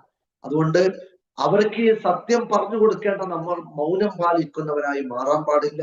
ബദറിന്റെ സന്ദേശം പൂർണ്ണമായി ഉൾക്കൊണ്ടുകൊണ്ട് ഇൻഷാ അല്ലാഹ് നമ്മൾ മുന്നോട്ട് പോകണം. ഞാൻ ഈ പറഞ്ഞതിനപ്പുറത്ത് ബദറിനെ കുറിച്ച് പഠിക്കാൻ ഇൻഷാ അല്ലാഹ് റമളാൻ മാസത്തിൽ നമുക്ക് സാധിക്കണം. അല്ലാഹു സുബ്ഹാനഹു വ തആല തൗഹീദിനെ നെഞ്ചേറ്റി തൗഹീദിന് വേണ്ടി ജീവിച്ച് തൗഹീദിന് വേണ്ടി മരിക്കാനുള്ള തൗഫീഖ് നമ്മെ എല്ലാം അനുഗ്രഹിക്കുമാറാവട്ടെ. അള്ളാഹു നമ്മിൽ നിന്ന് വന്നു പോകുന്ന തെറ്റുകൾ, അറിവില്ലായ്മ കൊണ്ട് വന്നു പോയ തെറ്റുകൾ അള്ളാഹു നമുക്ക് മാപ്പാക്കി നൽകുമാറാവട്ടെ. കൂടുതൽ തൗഹീദിനെ കുറിച്ചും ഈമാനിനെ കുറിച്ചും പഠിച്ച് മനസ്സിലാക്കി അള്ളാഹുവിന്റെ ദീനിൽ അടിയുറച്ച വിശ്വാസത്തോടു കൂടി നിൽക്കാനുള്ള തൗഫീഖ് അള്ളാഹു പ്രദാനം ചെയ്യുമാറാവട്ടെ. അള്ളാഹു നമ്മൾ ഈ എടുക്കുന്ന എഫേർട്ട്, ഈ ചെയ്യുന്ന സൽക്കർമ്മങ്ങൾ അള്ളാഹു വമ്പിച്ച പ്രതിഫലം ലഭിക്കുന്ന പുണ്യമായി നമ്മിൽ നിന്ന് സ്വീകരിക്കുമാറാവട്ടെ. നാം ചെയ്യുന്ന ഏറ്റവും വലിയ ജീവകാരുണ്യ പ്രവർത്തനമാണ് മനുഷ്യന്മാരെ നരകത്തിൽ നിന്ന് രക്ഷപ്പെടുത്തുക എന്നുള്ളത്. അത് ആർക്കൊക്കെ ഇഷ്ടപ്പെട്ടില്ലെങ്കിലും പടച്ച റബ്ബിന്റെ പ്രീതി മാത്രം ആഗ്രഹിച്ച് ആ അള്ളാഹു തന്ന ഈ ജീവൻ അള്ളാഹു തിരിച്ചെടുക്കും മുമ്പ് അള്ളാഹുവിനെ ഏറ്റവും ഇഷ്ടമാണ് എന്ന വിശ്വാസത്തോടു കൂടി മുന്നോട്ട് പോകാൻ അള്ളാഹു നമ്മളെ സഹായിക്കുമാറാവട്ടെ. പുണ്യങ്ങളുടെ പൂക്കാലവും അനുഗ്രഹങ്ങളുടെ വസന്തകാലവുമായ പരിശുദ്ധ റമളാനിലേക്ക് വിശ്വാസത്തിന്റെ ദൃഢതയോടുകൂടി പ്രവേശിക്കാൻ അള്ളാഹു നമ്മളെ സഹായിക്കുമാറാവട്ടെ. മനസ്സിന്റെ ഒരു കോണിൽ നമ്മളുടെ ഉറുക്കും ഏലസും ഐക്കല്ലും മന്ത്രച്ചരടും കെട്ടി നമ്മൾ ഈ നോമ്പിലേക്ക് പ്രവേശിച്ചാൽ ശിർക്കിന്റെ നോമ്പ് അള്ളാഹിന്റെ അടുത്ത് ഉണ്ടാവില്ല. അതുകൊണ്ട് വിശ്വാസത്തെ കഴുകി ശുദ്ധീകരിച്ചുകൊണ്ട് കയറാൻ അള്ളാഹു നമ്മളെ സഹായിക്കുമാറാവട്ടെ. മനസ്സിൽ നൂറുകണക്കിന് ജാറങ്ങളും ദർഗകളും മക്ബറകളും പ്രതിഷ്ഠിച്ച് നോമ്പിലേക്ക് പ്രവേശിച്ചാൽ അള്ളാഹു ഈമാനില്ലാത്ത ആരാധന സ്വീകരിക്കൂല. വിശ്വാസത്തോടു കൂടി നോമ്പനുഷ്ഠിക്കാൻ, അതിന്റെ തെളിമയിൽ നോമ്പ് കാലത്തേക്ക് പ്രവേശിക്കാൻ അള്ളാഹു നമ്മളെ സഹായിക്കുമാറാവട്ടെ. അല്ലാഹുവേ, ഞങ്ങൾക്ക് സുജൂദ് ചെയ്യാനും റുക്കൂ ചെയ്യാനും നോമ്പ് നോൽക്കാനൊക്കെ ഉള്ള ആഫിയത്തും ആരോഗ്യവും തറാവീഹ് നിസ്കരിക്കാനൊക്കെ ഉള്ള ആരോഗ്യവും ഞങ്ങൾക്ക് തരണേ അല്ലാഹ്. ഈ നോമ്പുകാലം ഞങ്ങളുടെ ആയുസ്സിലേക്ക് തുന്നിച്ചേർക്കാനുള്ള ഒരു വലിയ സൗഭാഗ്യത്തിന്റെ സുദിനമായി നീ സ്വീകരിക്കണം റഹ്മാനെ. അല്ലാഹുവേ, ഞങ്ങളുടെ കൂട്ടത്തിൽ നിന്ന് മരണപ്പെട്ടവർ ഇന്ന് ഖബറിന്റെ ഇരുട്ടിലാണ്. അവർക്ക് നീ വെളിച്ചമെത്തിക്കണമേ അല്ലാ. സ്വർഗീയ അനുഭൂതി നൽകണമേ അല്ലാ. അവരുടെ ഖബറിടം നീ വിശാലമാക്കണമേ അല്ലാ. അവരെയും ഞങ്ങളെയും നിന്റെ ജന്നാത്തുൽ ഫിർദൗസിൽ ഒരുമിച്ച് കൂട്ടണം റഹ്മാനെ. പടച്ചവനെ, ഞങ്ങൾക്ക് ലോകത്തിന്റെ മുക്കുമൂലങ്ങളിൽ മുസ്ലിമീങ്ങളായിട്ടും ഈ നോമ്പ് കാലത്ത് പോലും പട്ടിണി കിടക്കാനും ഉപദ്രവം സഹിക്കാനും ഉപരോധം ഏർപ്പെടുത്തപ്പെട്ട അവസ്ഥയിൽ ഒരുപാട് സാധുക്കളുണ്ട്. അള്ളാഹുവെ, അവർക്ക് ആകാശ ലോകത്തിൽ നിന്നുള്ള നിന്റെ ഭക്ഷണം ഇറക്കി കൊടുക്കണമേ അല്ലാ. അവരെ നീ രക്ഷിക്കണമേ അല്ലാ. അവരെ ഉപദ്രവിക്കുന്നവരെ നീ അടക്കി നിർത്തണമേ അല്ലാ. അവരുടെ കുതന്ത്രങ്ങളെ നീ പരാജയപ്പെടുത്തണമേ അല്ലാ. അള്ളാഹുവെ, ഞങ്ങളുടെ മക്കൾക്ക് സ്വാലിഹായി അവർക്ക് വളരാനുള്ള എല്ലാ അനുകൂല സാഹചര്യങ്ങളെയും ഞങ്ങളുടെ വീടകങ്ങളിൽ നീ അനുകൂലമാക്കി നൽകണമേ അല്ലാ. ഒരു വിഭാഗം സ്വർഗത്തിലേക്ക് പോകുമ്പോൾ മറ്റൊരു ഭാഗം നരകത്തിലേക്ക് വലിച്ചിറക്കപ്പെടുമ്പോൾ സ്വർഗപൂങ്കാവനത്തിലേക്ക് പോകുന്നവരിൽ ഞങ്ങളെയും ഞങ്ങളുടെ കുഞ്ഞുമക്കളെയും കൂട്ടുകുടുംബത്തെയും ഭാര്യ സന്താനങ്ങളെയും മാതാപിതാക്കളെയും ആദർശ ബന്ധുക്കളെയും ഉൾപ്പെടുത്തി അനുഗ്രഹിക്കണമേ അല്ലാ. അല്ലാഹുമ്മ റബ്ബനാ തഖബ്ബൽ മിന്നാ ദുആനാ ഇന്നക അൻത സമീഉൽ അലീം വതുബ് അലൈനാ ഇന്നക അൻത തവ്വാബുർ റഹീം. ആമീൻ ആമീൻ ആമീൻ ബിറഹ്മതിക യാ അർഹമർ റഹീമീൻ. അസ്സലാമു അലൈക്കും വറഹ്മത്തുള്ളാഹി വബറകാതുഹു.